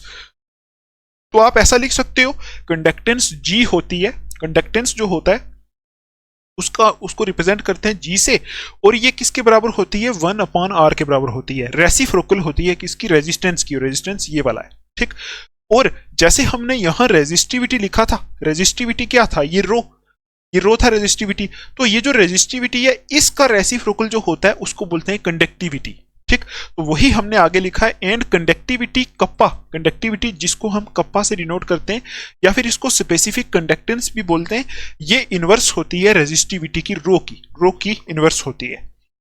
ठीक, तो हम देखो ऐसा लिख सकते हैं, 1/r है ना ये, तो r की जगह, r का फॉर्मूला ये लिखो, r की जगह लिखो रो एल बाई ए, तो 1/रो एल बाई ए लिख दो, क्योंकि r नीचे है तो हमने भी नीचे लिख दिया। तो अब हमने क्या देखा कि 1/r अगर करें, 1/r किसके बराबर होता है, कंडक्टेंस के बराबर, और 1/रो देखो 1/रो क्या होता है, कंडक्टिविटी, और देखो यहां लिखा है ना कंडक्टिविटी इसको किससे डिफाइन कर मतलब रिप्रेजेंट करते हैं, कप्पा से। और ये किसके बराबर होती है, ये इनवर्स ऑफ रेजिस्टिविटी होती है। आप ऐसा भी बोल सकते हो जो कप्पा होता है, कप्पा इज इक्वल टू 1/ρ होता है, और कप्पा क्या होता है, कंडक्टिविटी। ठीक, देखो बिल्कुल सिंपल है, जो कंडक्टेंस होती है वो किसका इनवर्स होता है, आर का इनवर्स। ठीक है, और जो कंडक्टिविटी होती है वो किसका इनवर्स होता है, रेजिस्टिविटी का इनवर्स, और रेजिस्टिविटी होती है रो।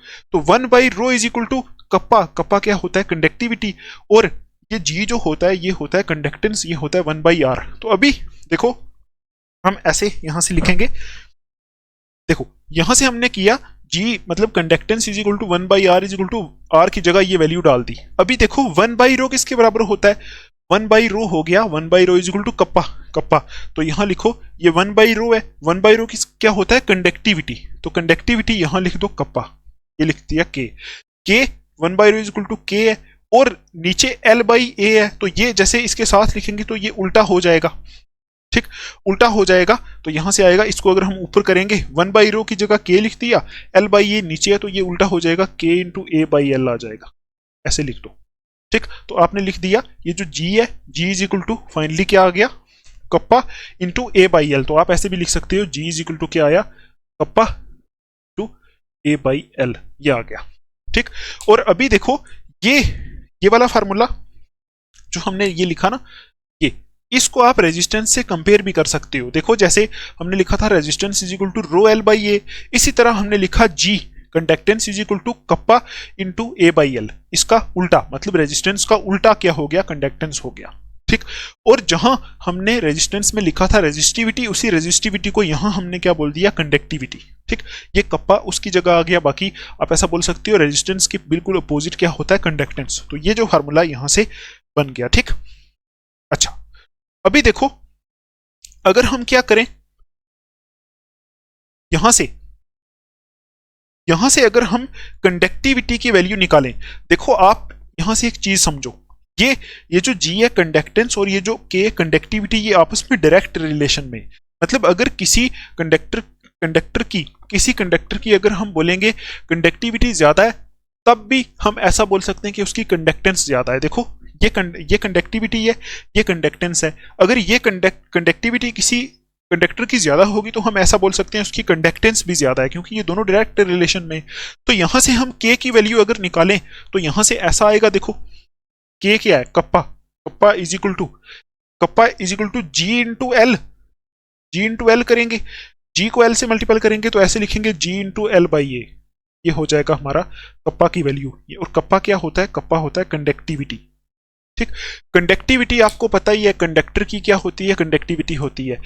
कोई कंडक्टर कितनी ज्यादा इलेक्ट्रिसिटी कंडक्ट करती है वो डिपेंड करता है उसकी कंडक्टिविटी कितनी है। ठीक, तो कंडक्टिविटी अगर उसकी मतलब ज्यादा है तो फिर वो कंडक्टर ज्यादा इलेक्ट्रिसिटी कंडक्ट करेगा। ठीक, ये चीज है। तो यहां से हमने कप्पा की वैल्यू निकाल ली, G इंटू L/A। ठीक है, अभी देखो हम इसको डिफाइन करेंगे। यहां हमने ये लिखा था ये कंडक्टेंस है, ये कंडक्टेंस है, और ये कंडक्टेंस किस पे डिपेंड करती है, कंडक्टिविटी पे। अगर कंडक्टिविटी ज्यादा है तो मतलब कंडक्टेंस भी ज्यादा है। तो यहां से हमने क्या किया, कंडक्टिविटी की वैल्यू निकाल ली, G इंटू L/A। मतलब वही है कि अगर हम बोलेंगे, ऐसा बोले अगर कि किसी की कंडक्टेंस ज्यादा है तो वो क्या होगा, क्या करेगी, ज्यादा कंडक्ट करेगा, इलेक्ट्रिसिटी ज्यादा कंडक्ट करेगा। अगर हम ऐसा बोले कि किसी की कंडक्टिविटी ज्यादा है, तब भी वही मतलब है, वो ज्यादा इलेक्ट्रिसिटी कंडक्ट करेगा। ठीक, चाहे हम ये बोले कंडक्टेंस ज्यादा है, चाहे हम ये बोले कंडक्टिविटी ज्यादा है, एक ही चीज है, क्योंकि कंडक्टेंस और कंडक्टिविटी दोनों ही क्या है, डायरेक्ट रिलेशन में। ये आपको याद रखना है। ठीक है, अभी देखो हम एक काम करेंगे, यहां से हम इसको डिफाइन करेंगे। ये जो कप्पा है इसको कैसे डिफाइन कर सकते हैं, अगर हम L को 1 ले लें, A को भी 1 ले लें, तो क्या होगा फिर, लिखो if L is equal to 1 centimetre, नीचे लिखना है आपको, if L is equal to 1 centimetre and A is equal to 1 centimetre square. देखो अगर ये भी 1 ले लें, ये भी 1 ले लें, तो ये सारा कट जाएगा यहां से। तो क्या हो जाएगा, कप्पा इज इक्वल टू किसके बराबर हो जाएगा, G के बराबर हो जाएगा कि नहीं। L1 ले लिया, A1 ले लिया, kappa is equal to G के बराबर हो गया। ठीक, तो यहां से हम इस कप्पा को डिफाइन भी कर सकते हैं। कप्पा क्या होता है, कंडक्टिविटी। ठीक है, तो देखो यहां ये कंडक्टिविटी है, तो यहां से आप बोल सकते हो ऐसे,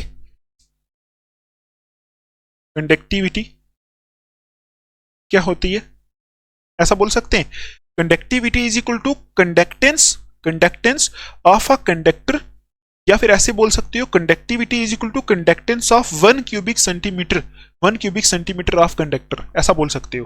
क्योंकि 1 सेंटीमीटर ये लिया, 1 सेंटीमीटर स्क्वायर ये लिया, तो ये बन गया ना 1 सेंटीमीटर क्यूब। तो आप ऐसा बोल सकते हो कंडक्टिविटी विच इज द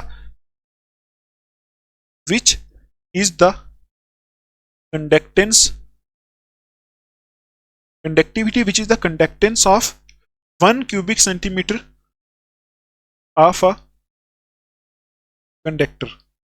ठीक ठीक है। helps us to compare conducting power, आगे लिखो helps us to compare conducting power of a solid conductor. यहां हम बात कर रहे हैं सॉलिड कंडक्टर मतलब मेटल की।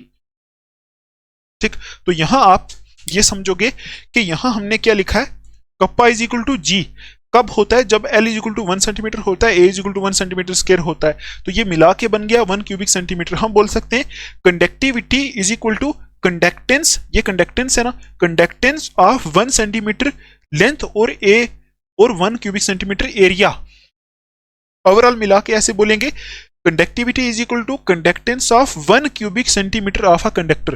किसी कंडक्टर के 1 क्यूबिक सेंटीमीटर पार्ट की जो कंडक्टेंस होती है वही उसकी कंडक्टिविटी होती है। तो यहां मैंने वही लिखा है conductivity which is the conductance of 1 cubic centimetre of a conductor.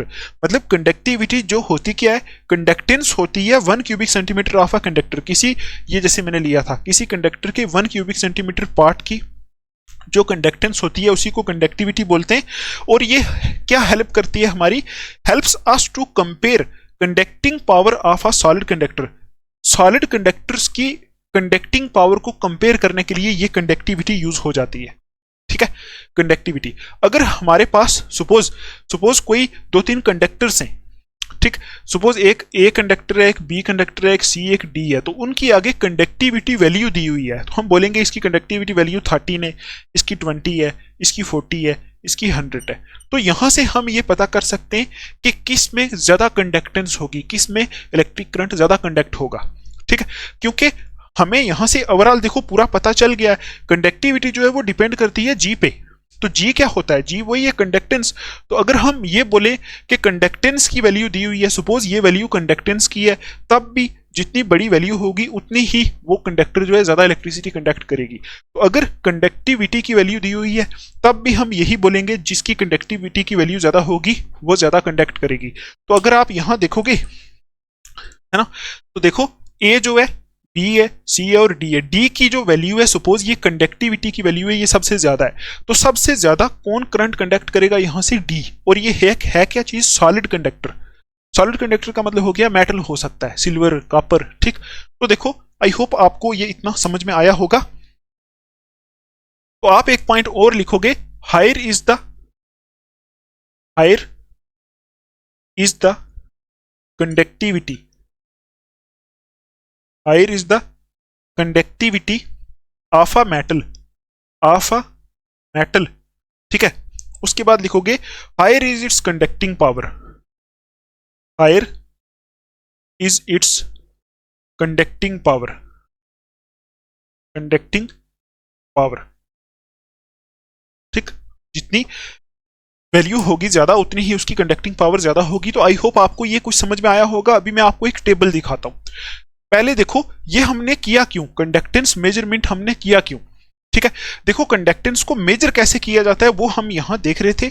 हमने पहले देखा रेजिस्टेंस के बारे में, रेजिस्टेंस का उल्टा ही होता है कंडक्टेंस। ठीक है, तो कंडक्टेंस जो होता है उसको इस फार्मूले से हम क्या कर सकते हैं, निकाल सकते हैं। तो कंडक्टेंस के साथ हमने एक वर्ड देखा कंडक्टिविटी। तो चाहे कंडक्टेंस बोले चाहे कंडक्टिविटी बोले, दोनों ही एक दूसरे के डायरेक्टली प्रोपोर्शनल है। हमने यहां से निकाला कि जो कंडक्टिविटी होती है वो क्या होती है, किसी 1 क्यूबिक सेंटीमीटर कंडक्टर की जो कंडक्टेंस होती है उसी को उसकी कंडक्टिविटी बोलते हैं। ठीक, और कंडक्टिविटी हमारे काम कैसे आती है, कंडक्टिविटी अगर हमें किसी कंडक्टर की पता है तो हम बता सकते हैं वो ज्यादा कंडक्ट करता है करंट या फिर कम करता है। ठीक, तो यहां लिखा है higher is the conductivity of metal. किसी मेटल की अगर कंडक्टिविटी ज्यादा होगी, ठीक है, मेटल की अगर कंडक्टिविटी ज्यादा होगी तो हम क्या बोल सकते हैं, higher is its conducting power, उतनी ही उसकी कंडक्टिंग पावर ज्यादा है, उतनी ही उसकी इलेक्ट्रिसिटी कंडक्ट करने की पावर ज्यादा है। तो यहां से हमने देखा कंडक्टिविटी के बारे में। देखो, आपको अभी मैं आगे बताऊंगा, आपने सुना होगा फिजिक्स में एक कंसेप्ट होता है जिसको बोलते हैं Wheatstone bridge. Wheatstone bridge use करके हम किसी चीज की रेजिस्टेंस निकालते हैं, ठीक।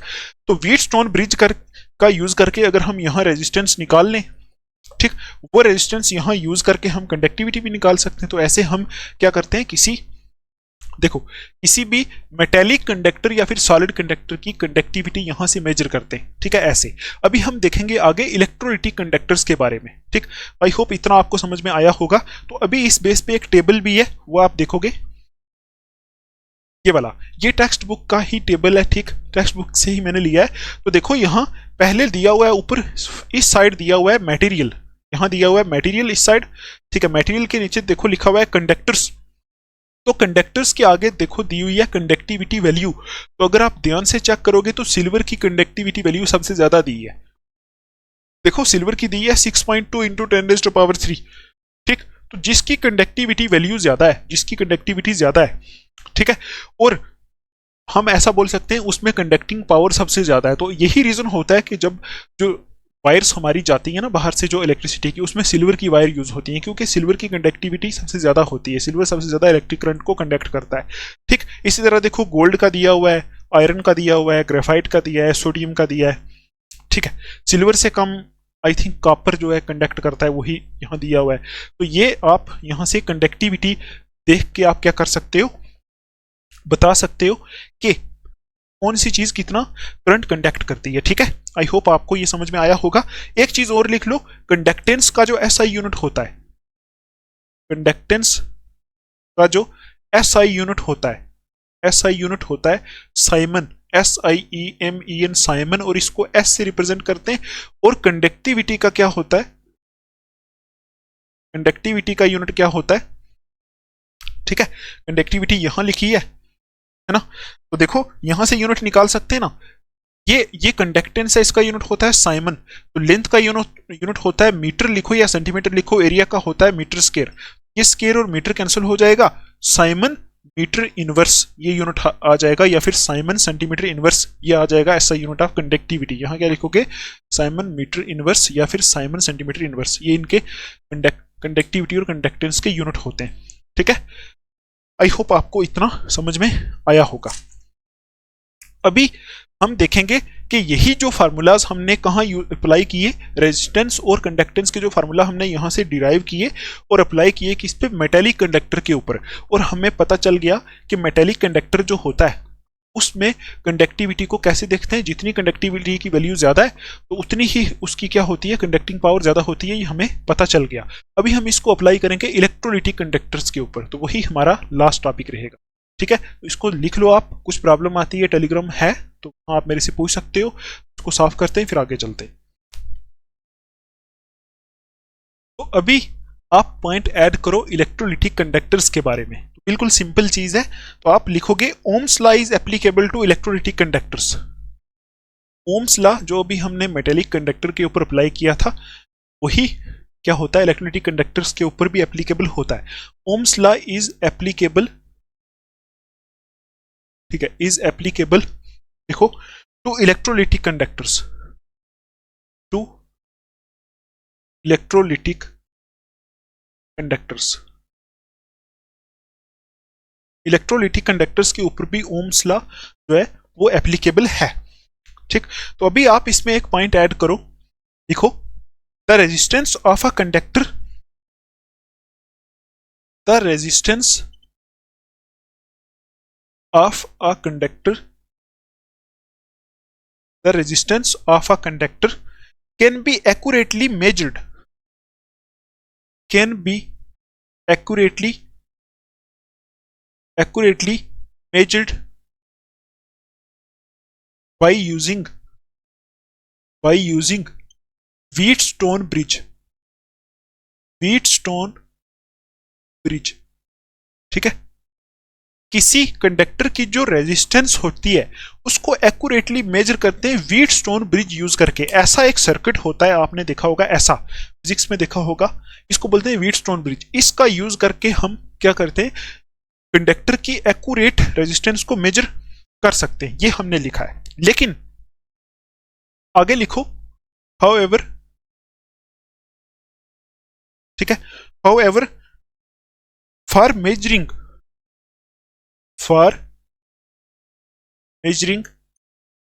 resistance of an electrolytic conductor,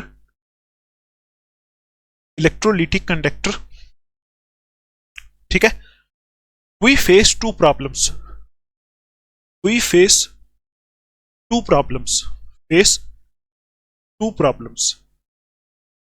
देखो, हम यहां ये देख रहे हैं कि हम रेजिस्टेंस को पहले मेजर करेंगे तभी तो हम कंडक्टेंस को मेजर कर पाएंगे, क्योंकि कंडक्टेंस रेजिस्टेंस पे ही डिपेंड करती है। तो जैसे हम क्या करते हैं कि व्हीटस्टोन ब्रिज जो होता है, व्हीटस्टोन ब्रिज का यूज करके हम एक्यूरेट रेजिस्टेंस मेजर कर सकते हैं किसी कंडक्टर की, और वो कंडक्टर कौन सी होती है, मेटेलिक कंडक्टर, उसकी हम मेजर कर सकते हैं। लेकिन हम जो हमारा जो इलेक्ट्रोलिटिक कंडक्टर होता है इस पे ओम्स लॉ तो अप्लाई हो सकता है, लेकिन ये जो कंडक्टर इलेक्ट्रोलिटिक कंडक्टर होता है इसकी एक्यूरेट रेजिस्टेंस हम व्हीटस्टोन ब्रिज प्रिंसिपल से आसानी से मेजर नहीं कर सकते। व्हीटस्टोन ब्रिज से देखो वही लिखा है, however for measuring resistance of an electrolytic conductor, किसी इलेक्ट्रोलिटिक कंडक्टर की जो रेजिस्टेंस है उसको हम व्हीटस्टोन ब्रिज से अगर एक्यूरेटली मेजर करना चाहें तो हमें क्या आती है, दो प्रॉब्लम्स आती हैं। वी फेस टू प्रॉब्लम्स, हमें दो प्रॉब्लम्स आती हैं। वो कौन कौन सी प्रॉब्लम है, पहले लिखो। फर्स्ट प्रॉब्लम जो होती है, फर्स्टली पासिंग डीसी का मतलब होता है डायरेक्ट करंट, ठीक है, थ्रू द इलेक्ट्रोलिटिक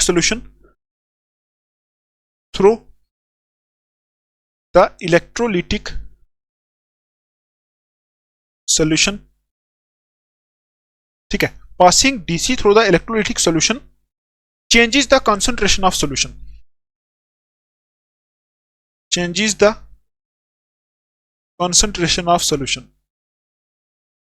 ठीक। पहली प्रॉब्लम ये हमें आती है कि अगर हम जो हमारी कंडक्टर होती है मेटेलिक कंडक्टर उसको व्हीटस्टोन ब्रिज से कनेक्ट करें तो उसकी रेजिस्टेंस आसानी से हम पता कर सकते हैं। और व्हीटस्टोन जो ब्रिज होता है उसमें कौन सा करंट होता है, यूजुअली डीसी करंट यूज होता है। तो अगर हम इलेक्ट्रोलिटिक कंडक्टर से डीसी करंट पास करें तो आपको पता है क्या होता है, डीसी करंट में प्लस और माइनस टर्मिनल होता है। तो इलेक्ट्रोलाइट में जब डीसी करंट जाता है वो तो ब्रेक डाउन हो जाता है, उसकी डिकम्पोजिशन हो जाती है, कॉन्सेंट्रेशन डिस्टर्ब हो जाती है। तो देखो वही लिखा है, पहली प्रॉब्लम हमें क्या आती है, passing DC through the electrolytic solution. अगर हम किसी इलेक्ट्रोलिटिक सोल्यूशन से डीसी करंट पास करेंगे तो कॉन्सेंट्रेशन ऑफ सोल्यूशन चेंज हो जाएगी, ठीक है, क्योंकि वो डिकम्पोज होकर कुछ और बन जाता है। तो पहली प्रॉब्लम ये आती है जब हम क्या करते हैं, व्हीटस्टोन ब्रिज से कनेक्ट करना चाहते हैं किसको, इलेक्ट्रोलिटिक सोल्यूशन को, और इसकी रेजिस्टेंस को मेजर करना चाहते हैं, ठीक। पहली प्रॉब्लम ये आती है। दूसरी प्रॉब्लम क्या आती है, लिखो आप, सेकेंडली दूसरी प्रॉब्लम जो होती है, solution cannot be connected to Wheatstone bridge like a metallic wire. A solution cannot be connected to Wheatstone bridge, ठीक है, bridge like a metallic wire, ठीक, मेटेलिक वायर। देखो समझो चीज को, अगर हम मेटेलिक कंडक्टर की कंडक्टेंस को, या फिर हम ऐसा बोले मेटेलिक कंडक्टर की रेजिस्टेंस को एक्यूरेटली मेजर करना चाहें तो हम उसको आसानी से व्हीटस्टोन ब्रिज से कनेक्ट करके कर सकते हैं। लेकिन देखो, अगर हम क्या करें, इलेक्ट्रोलिटिक कंडक्टर की रेजिस्टेंस को मेजर करना चाहें तो हम उसको व्हीटस्टोन ब्रिज से कनेक्ट नहीं कर सकते आसानी से। दो प्रॉब्लम आती है, क्योंकि एक तो व्हीटस्टोन ब्रिज में डीसी करंट यूज होता है, तो डीसी करंट से इलेक्ट्रोलिटिक सोल्यूशन डिकम्पोज हो जाता है, उसकी कॉन्सेंट्रेशन खराब हो जाती है। दूसरी प्रॉब्लम ये आती है कि व्हीटस्टोन ब्रिज दिखता है ऐसा, ठीक, ऐसा, तो इसमें हम एक वायर को तो आसानी से कनेक्ट कर सकते हैं, ठीक है, वायर को तो आसानी से कनेक्ट कर सकते हैं, लेकिन एक सोल्यूशन को हम आसानी से इससे कनेक्ट नहीं कर सकते। तो वही हमने लिखा है, पहली प्रॉब्लम है कि डीसी करंट अगर पास करें तो क्या होता है, कॉन्सेंट्रेशन खराब हो जाएगी, सोल्यूशन कॉन्सेंट्रेशन खत्म हो जाएगी, चेंज हो जाएगी। तो दूसरी प्रॉब्लम ये आती है, solution cannot be connected to Wheatstone bridge like a metallic wire. जैसे हम एक मेटेलिक वायर को किससे कनेक्ट करते हैं, व्हीटस्टोन ब्रिज से कनेक्ट कर लेते हैं। ये आपने फिजिक्स में पढ़ा होगा, ठीक है, अगर नहीं पढ़ा तो आप पढ़ोगे। उस तरह हम एक सोल्यूशन को कनेक्ट नहीं कर सकते, व्हीटस्टोन ब्रिज से सोल्यूशन को कनेक्ट नहीं कर सकते। तो ये दो प्रॉब्लम्स आती हैं। तो अभी देखो, first problem is solved by using AC source of power. इस प्रॉब्लम को सॉल्व कैसे किया जाता है, तो लिखो द फर्स्ट प्रॉब्लम, ठीक है, is solved by using AC source, alternating current source. देखो एसी पावर यूज करेंगे, एसी सोर्स ऑफ पावर। देखो डीसी सोर्स में प्लस और माइनस टर्मिनल होता है जो इलेक्ट्रोलाइटिक सॉल्यूशन की कंसंट्रेशन चेंज कर देता है, लेकिन एसी करंट में ऐसा नहीं होता। तो पहली प्रॉब्लम को हम कैसे सॉल्व करेंगे, first problem is solved by using AC source of power. पहली प्रॉब्लम हम सॉल्व करेंगे AC source of power use करके। और दूसरी प्रॉब्लम जो है उसको कैसे सॉल्व करेंगे, द सेकंड प्रॉब्लम, ठीक है, is solved by using a special type of cell, a special type of vessel called conductivity cell, conductivity cell। ठीक, ये आपको पॉइंट याद रखना है, ठीक है। तो अगर देखो, आपको जब जो मैं समझा रहा हूं कि आपको समझ में आ रहा है, मैं ये समझा रहा हूं कि रेजिस्टेंस को एग्जैक्टली मेजर करते हैं कैसे, व्हीटस्टोन ब्रिज से। और वो रेजिस्टेंस किसकी होती है, मेटेलिक वायर की, ठीक, मेटेलिक कंडक्टर की। लेकिन अगर हम इलेक्ट्रोलाइटिक कंडक्टर की कंडक्टेंस हमें पता करनी है, या फिर इलेक्ट्रोलाइटिक कंडक्टर की हमें रेजिस्टेंस पता करनी है, क्योंकि रेजिस्टेंस पता लगेगी तभी तो कंडक्टेंस पता लगेगी, ठीक। तो उसके लिए हमें क्या करना पड़ेगा, इसको करना पड़ेगा व्हीटस्टोन ब्रिज से कनेक्ट, ठीक। और व्हीटस्टोन ब्रिज एक सर्किट होता है, फिजिक्स में आप पढ़ते हो। तो व्हीटस्टोन ब्रिज से कनेक्ट करने पे इसमें दो प्रॉब्लम आती है। एक तो व्हीटस्टोन ब्रिज में होती है डीसी पावर। तो डीसी पावर जब इलेक्ट्रोलाइटिक सॉल्यूशन में जाती है तो इलेक्ट्रोलिसिस आपने पढ़ा था, वो प्रोसेस वहां हो जाएगी, इसकी कंसंट्रेशन चेंज हो जाएगी। दूसरी प्रॉब्लम आती है कि हम सोल्यूशन को डायरेक्ट वहां व्हीटस्टोन ब्रिज के साथ कैसे कनेक्ट करेंगे सोल्यूशन को। सोल्यूशन में तो कोई तारें है नहीं जो उसको उठा के हम कहां कर देंगे, उसमें व्हीटस्टोन ब्रिज में कनेक्ट कर देंगे। मेटेलिक वायर तो तार होती है, उसको डायरेक्ट लगा देते हैं, लेकिन सोल्यूशन को कहां लगाएंगे, ठीक। ये दो प्रॉब्लम आती हैं जब हम इसको व्हीटस्टोन ब्रिज के साथ कनेक्ट करना चाहते हैं, ठीक। तो पहली प्रॉब्लम को हम सॉल्व करते हैं AC source of power use करके। एसी पावर यूज करें तो पहली प्रॉब्लम सॉल्व हो जाएगी। डीसी में प्लस माइनस होता है, एसी में प्लस माइनस नहीं होता। तो जब एसी पावर डालेंगे तो कंसंट्रेशन ऑफ सॉल्यूशन वहां चेंज नहीं होगी। दूसरी प्रॉब्लम हम सॉल्व करते हैं एक special type of vessel use करते हैं। मतलब जब हम व्हीटस्टोन ब्रिज के साथ इलेक्ट्रोलाइटिक सॉल्यूशन को कनेक्ट करना चाहें तो उस टाइम हम क्या करते हैं, एक स्पेशल टाइप ऑफ वेसल बनाई है साइंटिस्ट ने, वो स्पेशल किस्म की वेसल हम यूज करते हैं। Second problem is solve by using a special type of vessel. एक special type of vessel use करते हैं और उस वेसल को बोलते हैं कंडक्टिविटी सेल। और वो वेसल ऐसी दिखती है, देखो ये दो सिंपल डिजाइन है उस वेसल के। ये डिजाइन अगर आपको दिख रहा है तो देखो, एक तो ये कंडक्टिविटी सेल है इस साइड वाला, ये वाला यहां से जो ऊपर दिख रहा है आपको, और दूसरा ऐसा, क्या ऐसे वाला। ये दो किस्म के स्पेशल डिजाइन है कंडक्टिविटी सेल के। इन दो किस्म के कंडक्टिविटी सेल के अंदर हम क्या करते हैं, इलेक्ट्रोलाइटिक सॉल्यूशन को रखते हैं। फिर इन दो की देखो तारें निकली हुई हैं साइड से, ठीक है। और एक्चुअली में ये है क्या, ये जो एक बड़ा सा ऐसे कंटेनर है, एक वेसल है, इसके आसपास दो इलेक्ट्रोड रखे होते हैं।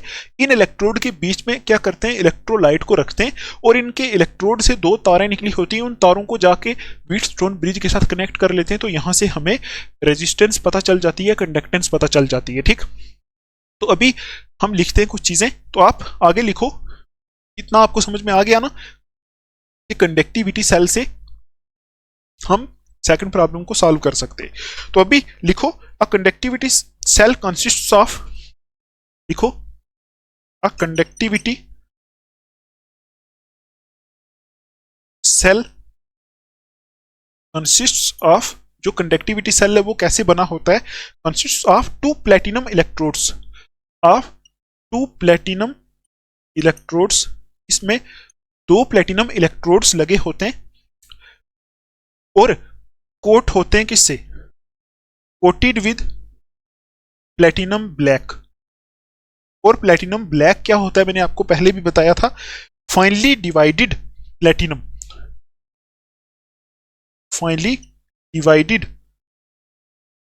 प्लेटिनम, इसको बोलते हैं platinum black.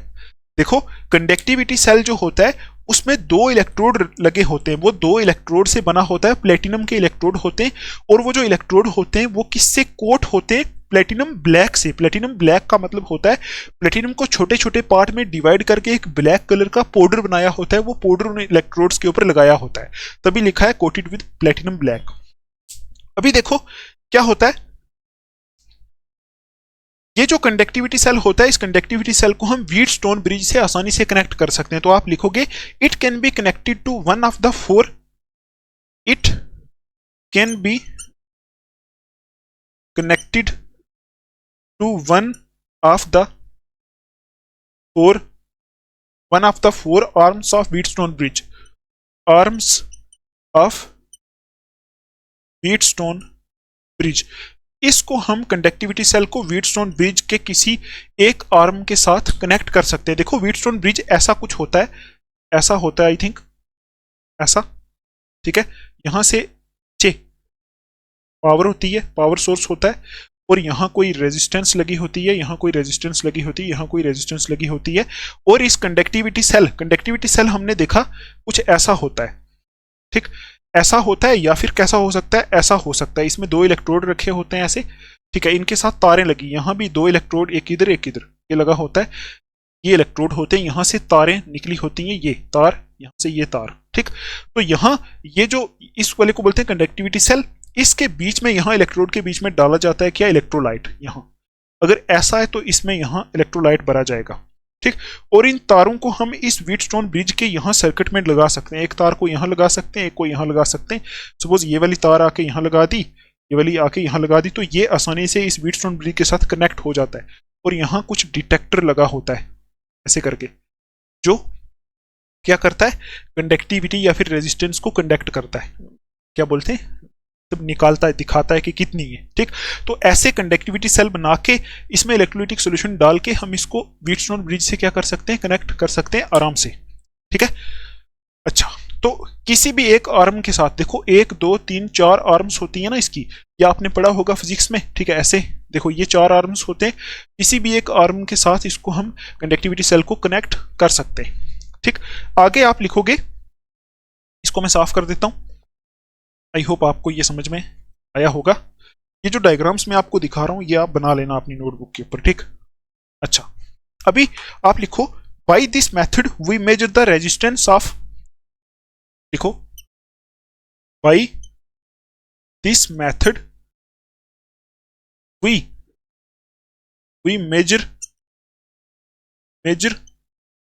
The resistance of that part of electrolytic conductor, ठीक है, that part of electrolytic conductor which is confined to the two electrodes, लिखो, which is confined to the two electrodes of conductivity cell. देखो अभी हमने यहां बनाया था ना कंडक्टिविटी सेल, सपोज ऐसा हमने बनाया, इसके बीच में यहां इलेक्ट्रोड लगा है, यहां इलेक्ट्रोड लगा है, तो यहां क्या भरा है हमने, यहां हमने भरा है क्या, यहां हमने भरा है इलेक्ट्रोलाइट। तो हमें करना क्या है, हमें इसकी रेजिस्टेंस को चेक करना है, ठीक। अगर हम रेजिस्टेंस को चेक कर लेंगे कि इसकी रेजिस्टेंस कितनी है, तो हम इसकी कंडक्टेंस को भी चेक कर लेंगे ओम्स लॉ वाला फार्मूला यूज करके, ठीक है। तो हम कंडक्टेंस को चेक करेंगे तो हमें पता चल जाएगा इसकी कंडक्टिविटी कितनी है, सब पता चल जाएगा।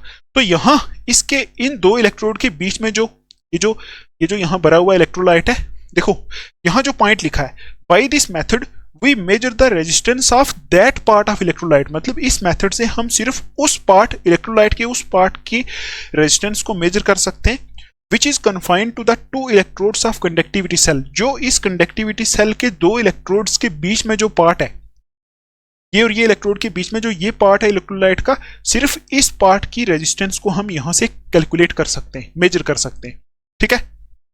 देखो यही लिखा है, मतलब ये जो मेथड है, कौन सा मेथड, जिसमें हमने ये किया व्हीटस्टोन ब्रिज से क्या किया, इस सोल्यूशन को कनेक्ट किया, इलेक्ट्रोलिटिक सोल्यूशन को व्हीटस्टोन ब्रिज से हमने कनेक्ट किया।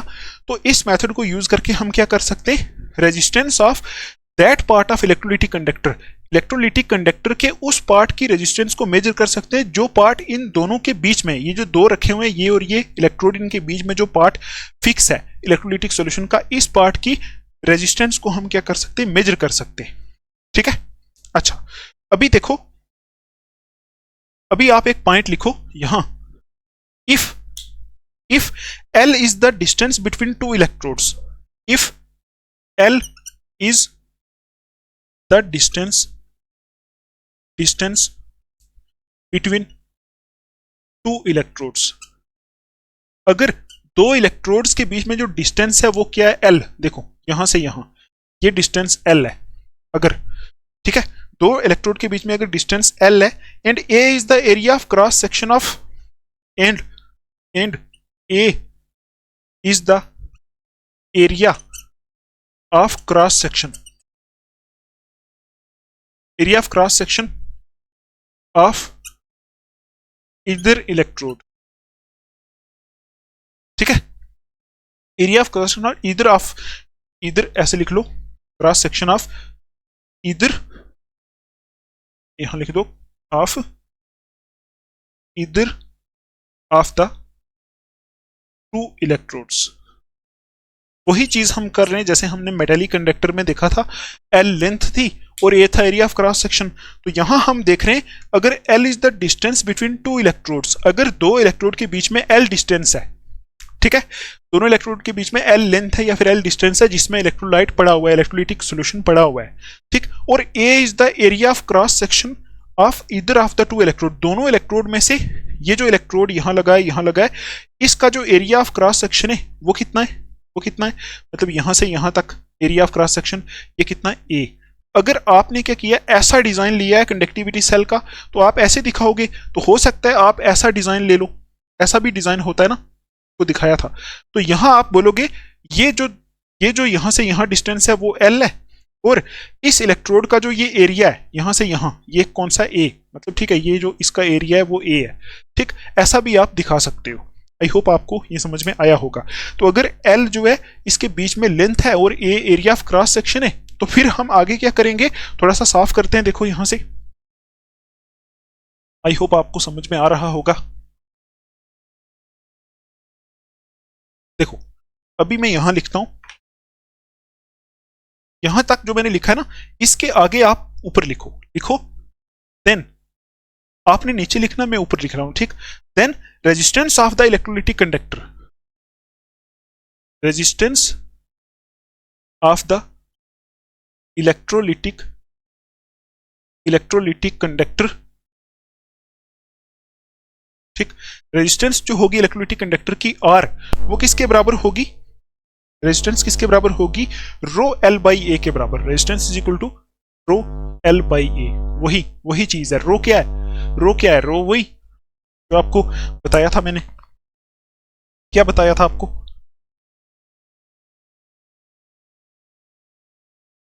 ठीक है।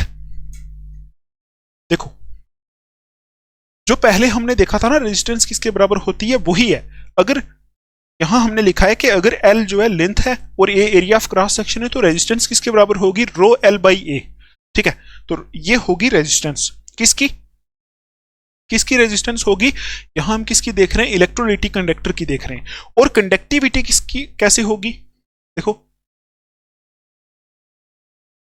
Conductivity of the electrolytic cell, ये किसके बराबर होगी,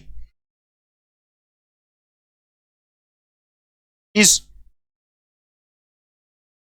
कंडक्टिविटी को किससे करते रिप्रेजेंट, कप्पा से, और ये किसके बराबर होती है, हमने पहले देखा था ना, G into l by A के बराबर होती है, G into l by A के बराबर होती है, ठीक। तो आप बस इतना याद रखोगे कि कुछ भी नहीं किया हमने, वही सेम चीज जो पहले की थी वही कर रहे हैं, बिल्कुल सेम। तो हमने इस टाइम क्या किया, हमने देखा कि एक्चुअल में जो रेजिस्टेंस होती है वो किससे निकलती है व्हीटस्टोन ब्रिज से कनेक्ट करके। हमने क्या किया, हमने किसी तरह इलेक्ट्रोलिटिक सॉल्यूशन को व्हीटस्टोन ब्रिज से कनेक्ट किया कंडक्टिविटी सेल का यूज करके। ठीक, तो यहां हमने देखा कि यहां से resistance of the electrolytic conductor किसके बराबर आएगी, यहां से R is equal to rho l by A के बराबर आएगी, और कंडक्टिविटी किसके बराबर आएगी, वो आएगी kappa is equal to G into l by A. ठीक, ये हमने कंडक्टिविटी,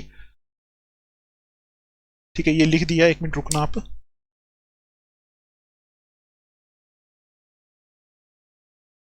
ठीक है, कंडक्टिविटी इलेक्ट्रोलाइट की, ठीक है, कंडक्टिविटी किसके बराबर होती है, K is equal to kappa is equal to G into l by A के बराबर होती है। ये हमने पहले ही देखा था, पहले ही हमने ये फार्मूला लिखा था, आप देखो।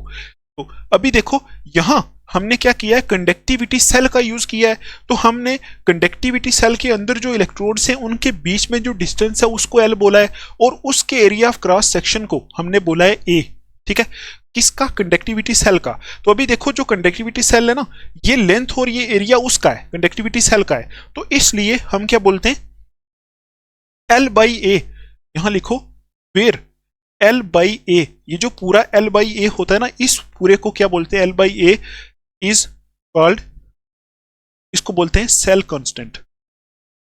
सेल कांस्टेंट, ठीक, सेल कांस्टेंट मतलब जो हमने कंडक्टिविटी सेल यूज किया, लेंथ और एरिया उसका यूज किया, तो इसलिए एल बाई ए पूरी वैल्यू जो होती है इसको बोलते हैं सेल कांस्टेंट। ये वैल्यू कांस्टेंट होती है। ठीक है, ये हर एक जो कंडक्टिविटी सेल है ना, conductivity cell different different type के जो कंडक्टिविटी सेल हैं उनके लिए ये वैल्यू कांस्टेंट होती है, इसको बोलते हैं सेल कांस्टेंट, मतलब कंडक्टिविटी सेल का कांस्टेंट एल बाई ए। और इसको रिप्रेजेंट करते हैं, लिखो रिप्रेजेंटेड बाई, इसको रिप्रेजेंट करते हैं जी स्टार से, ये आप लिखना जी स्टार से रिप्रेजेंट करते हैं। तो हम ऐसा भी लिख सकते हैं, यहां देखो कंडक्टिविटी सेल जो है उसमें एल बाई ए उसका यूज किया, तो एल बाई ए को हम बोलते हैं सेल कांस्टेंट, और इसको रिप्रेजेंट करते हैं जी स्टार से। तो हम यहां से ये भी लिख सकते हैं kappa is equal to G into G star. ठीक, और ये कप्पा क्या है, कंडक्टिविटी, कंडक्टिविटी हम यहां से कंडक्टिविटी निकाल सकते हैं। देखो हमने व्हीटस्टोन ब्रिज से कनेक्ट करके पहले क्या निकाला, रेजिस्टेंस। तो रेजिस्टेंस निकालेंगे, तो रेजिस्टेंस निकालेंगे तो वहां से हमारी कंडक्टेंस भी तो निकल जाएगी, conductance is equal to 1/r करेंगे, कंडक्टेंस निकल जाएगी किसकी, इलेक्ट्रोलिटिक सॉल्यूशन की। तो कंडक्टेंस निकली अगर, तो कंडक्टेंस की वैल्यू, ये जी की वैल्यू यहां रखेंगे तो कंडक्टिविटी निकल जाएगी। ठीक, तो यहाँ एल बाई ए जो है वो क्या होता है, सेल कांस्टेंट होता है, सेल का अपने अपना जो सेल होता है उसका अपना एक कांस्टेंट वैल्यू आती है।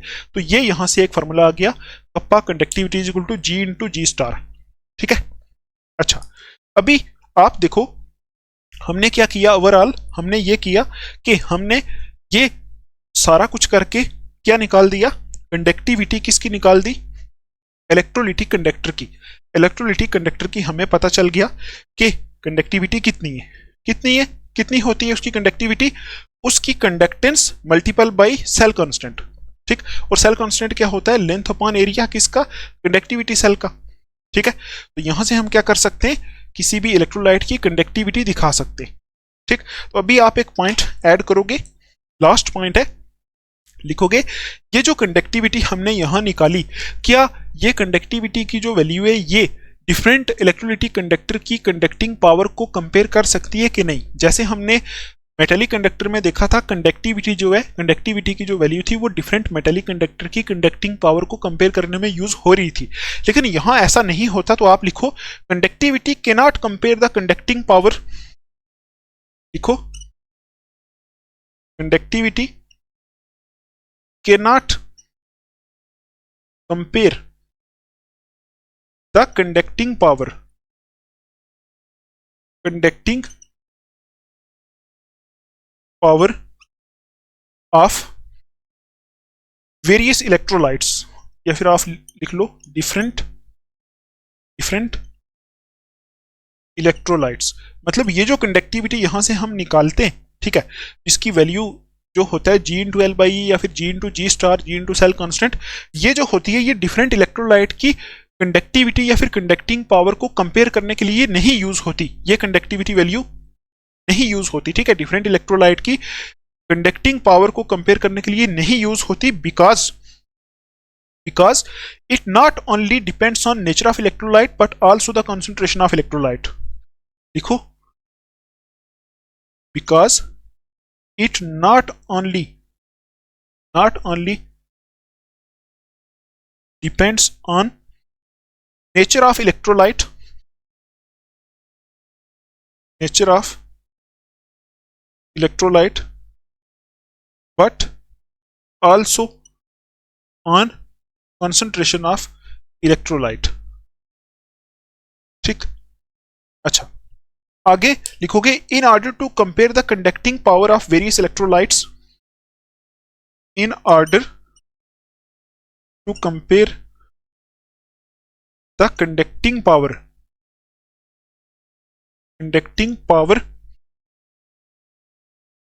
Of various electrolytes. ठीक है, various electrolytes equivalent conductivity is used, equivalent conductivity is used. ये बस आज का लेक्चर इतना ही था। अभी देखो ये जो पॉइंट मैंने लिखा है क्या है कि यहां से हम व्हीटस्टोन ब्रिज यूज करके जो रेजिस्टेंस निकालते हैं, वहां से जो हम कंडक्टेंस और कंडक्टिविटी निकालें अगर किसकी, इलेक्ट्रोलाइटिक कंडक्टर की, तो उस कंडक्टिविटी को यूज करके हम डिफरेंट इलेक्ट्रोलाइट की कंडक्टिंग पावर को कंपेयर नहीं कर सकते। क्यों? देखो, conductivity cannot compare the conducting power of different electrolyte. Different electrolytes की कंडक्टिंग पावर को कंडक्टिविटी जो है ये वाली ये कंपेयर नहीं कर सकती, because it not only depends on nature of electrolyte but also on concentration of electrolyte. क्योंकि जो कंडक्टिंग पावर होती है किसकी, इलेक्ट्रोलाइट की, इट का मतलब है यहां कंडक्टिंग पावर, कि जो कंडक्टिंग पावर होती है इलेक्ट्रोलाइट की वो सिर्फ नेचर ऑफ इलेक्ट्रोलाइट पे नहीं डिपेंड करती। मतलब यहां से हम क्या देखते हैं, यहां से हमें यही पता चलता है, नेचर ऑफ इलेक्ट्रोलाइट के बारे में पता चलता है। ठीक, लेकिन वो किस पे डिपेंड करती है, कॉन्सेंट्रेशन ऑफ इलेक्ट्रोलाइट के ऊपर भी डिपेंड करती है। देखो वही लिखा है, because it not only depends on nature of electrolyte, क्योंकि जो कंडक्टिंग पावर होती है किसी इलेक्ट्रोलाइट की वो सिर्फ नेचर ऑफ इलेक्ट्रोलाइट पे डिपेंड नहीं करती, but also on concentration of electrolyte, वो इलेक्ट्रोलाइट की कॉन्सेंट्रेशन पे भी डिपेंड करती है। जो हमने पहले फैक्टर्स में देखा था कि कॉन्सेंट्रेशन पे भी डिपेंड करती है, नेचर ऑफ इलेक्ट्रोलाइट पे भी डिपेंड करती है। तो यहां से हम कंडक्टिविटी की वैल्यू निकालें, यहां से हम सिर्फ नेचर बता सकते, हम कॉन्सेंट्रेशन नहीं बता सकते। इसलिए हमें क्या करना पड़ता है, एक अलग किस्म की कंडक्टिविटी यूज करनी पड़ती है जिसको बोलते हैं इक्विवेलेंट कंडक्टिविटी। तो यहां आपने देखा होगा, in order to compare the conducting power of various electrolytes, different electrolytes की कंडक्टिंग पावर को कंपेयर करने के लिए कि कौन सा इलेक्ट्रोलाइट जो है ज्यादा कंडक्ट करेगा, कौन सा कम कंडक्ट करेगा, उसके लिए हम यूज करते हैं इक्विवेलेंट कंडक्टिविटी। और ये जो इक्विवेलेंट कंडक्टिविटी होती है इसमें कॉन्सेंट्रेशन का भी यूज होता है, ठीक, और नेचर ऑफ इलेक्ट्रोलाइट का भी यूज होता है। ठीक है, तो देखो अगर कॉन्सेंट्रेशन और नेचर दोनों का ही यूज होगा कंडक्टिविटी में, तो ये जो कंडक्टिंग पावर होती है इलेक्ट्रोलाइट की या फिर इलेक्ट्रोलिटिक कंडक्टर की, वो डिपेंड करती है किस पे, नेचर ऑफ इलेक्ट्रोलाइट पे भी और कॉन्सेंट्रेशन ऑफ इलेक्ट्रोलाइट पे भी। और इसमें सिर्फ नेचर दिखाया जाता है, कॉन्सेंट्रेशन नहीं पता चलता, इसलिए ये वाली जो कंडक्टिविटी है यहां से जो आती है वो नहीं यूज हो सकती डिफरेंट इलेक्ट्रोलाइट की कंडक्टिंग पावर को कंपेयर करने के लिए। उसके लिए हम कौन सी कंडक्टिविटी यूज करते हैं, इक्विवेलेंट कंडक्टिविटी। ठीक है, आई होप आपको ये समझ में आया होगा। अगर हम क्विक रिवीजन करें तो आज का जो लेक्चर था हमारा टोटली थ्योरेटिकल था। ठीक है, हमने देखा कंडक्टर्स क्या होते हैं, ऊपर लिखा हुआ है conductance of electrolytic solution, electrolytic solution की कंडक्टेंस। ठीक, तो हमने पहले देखा कंडक्टर्स क्या होते हैं, फिर देखा मेटेलिक कंडक्टर क्या होते हैं, इलेक्ट्रोलिटिक कंडक्टर क्या होते हैं, कौन से फैक्टर उस पर इफेक्ट करते हैं, फिर हमने देखा कंडक्टेंस को कैसे मेजर करते हैं। ठीक है, कंडक्टेंस को कैसे मेजर करते हैं, हमने पहले देखा मेटेलिक कंडक्टर की कंडक्टेंस को कैसे मेजर करते हैं। ठीक, हमने ओम्स लॉ का यूज करके देखा। ठीक है, फिर हमने देखा कि मेटेलिक कंडक्टर की कंडक्टेंस को हम व्हीटस्टोन ब्रिज से निकाल सकते हैं, क्योंकि व्हीटस्टोन ब्रिज से पहले हम रेजिस्टेंस को निकालते हैं, एग्जैक्ट एक्यूरेट वैल्यू रेजिस्टेंस की पहले व्हीटस्टोन ब्रिज से निकल जाती है मेटेलिक कंडक्टर के लिए।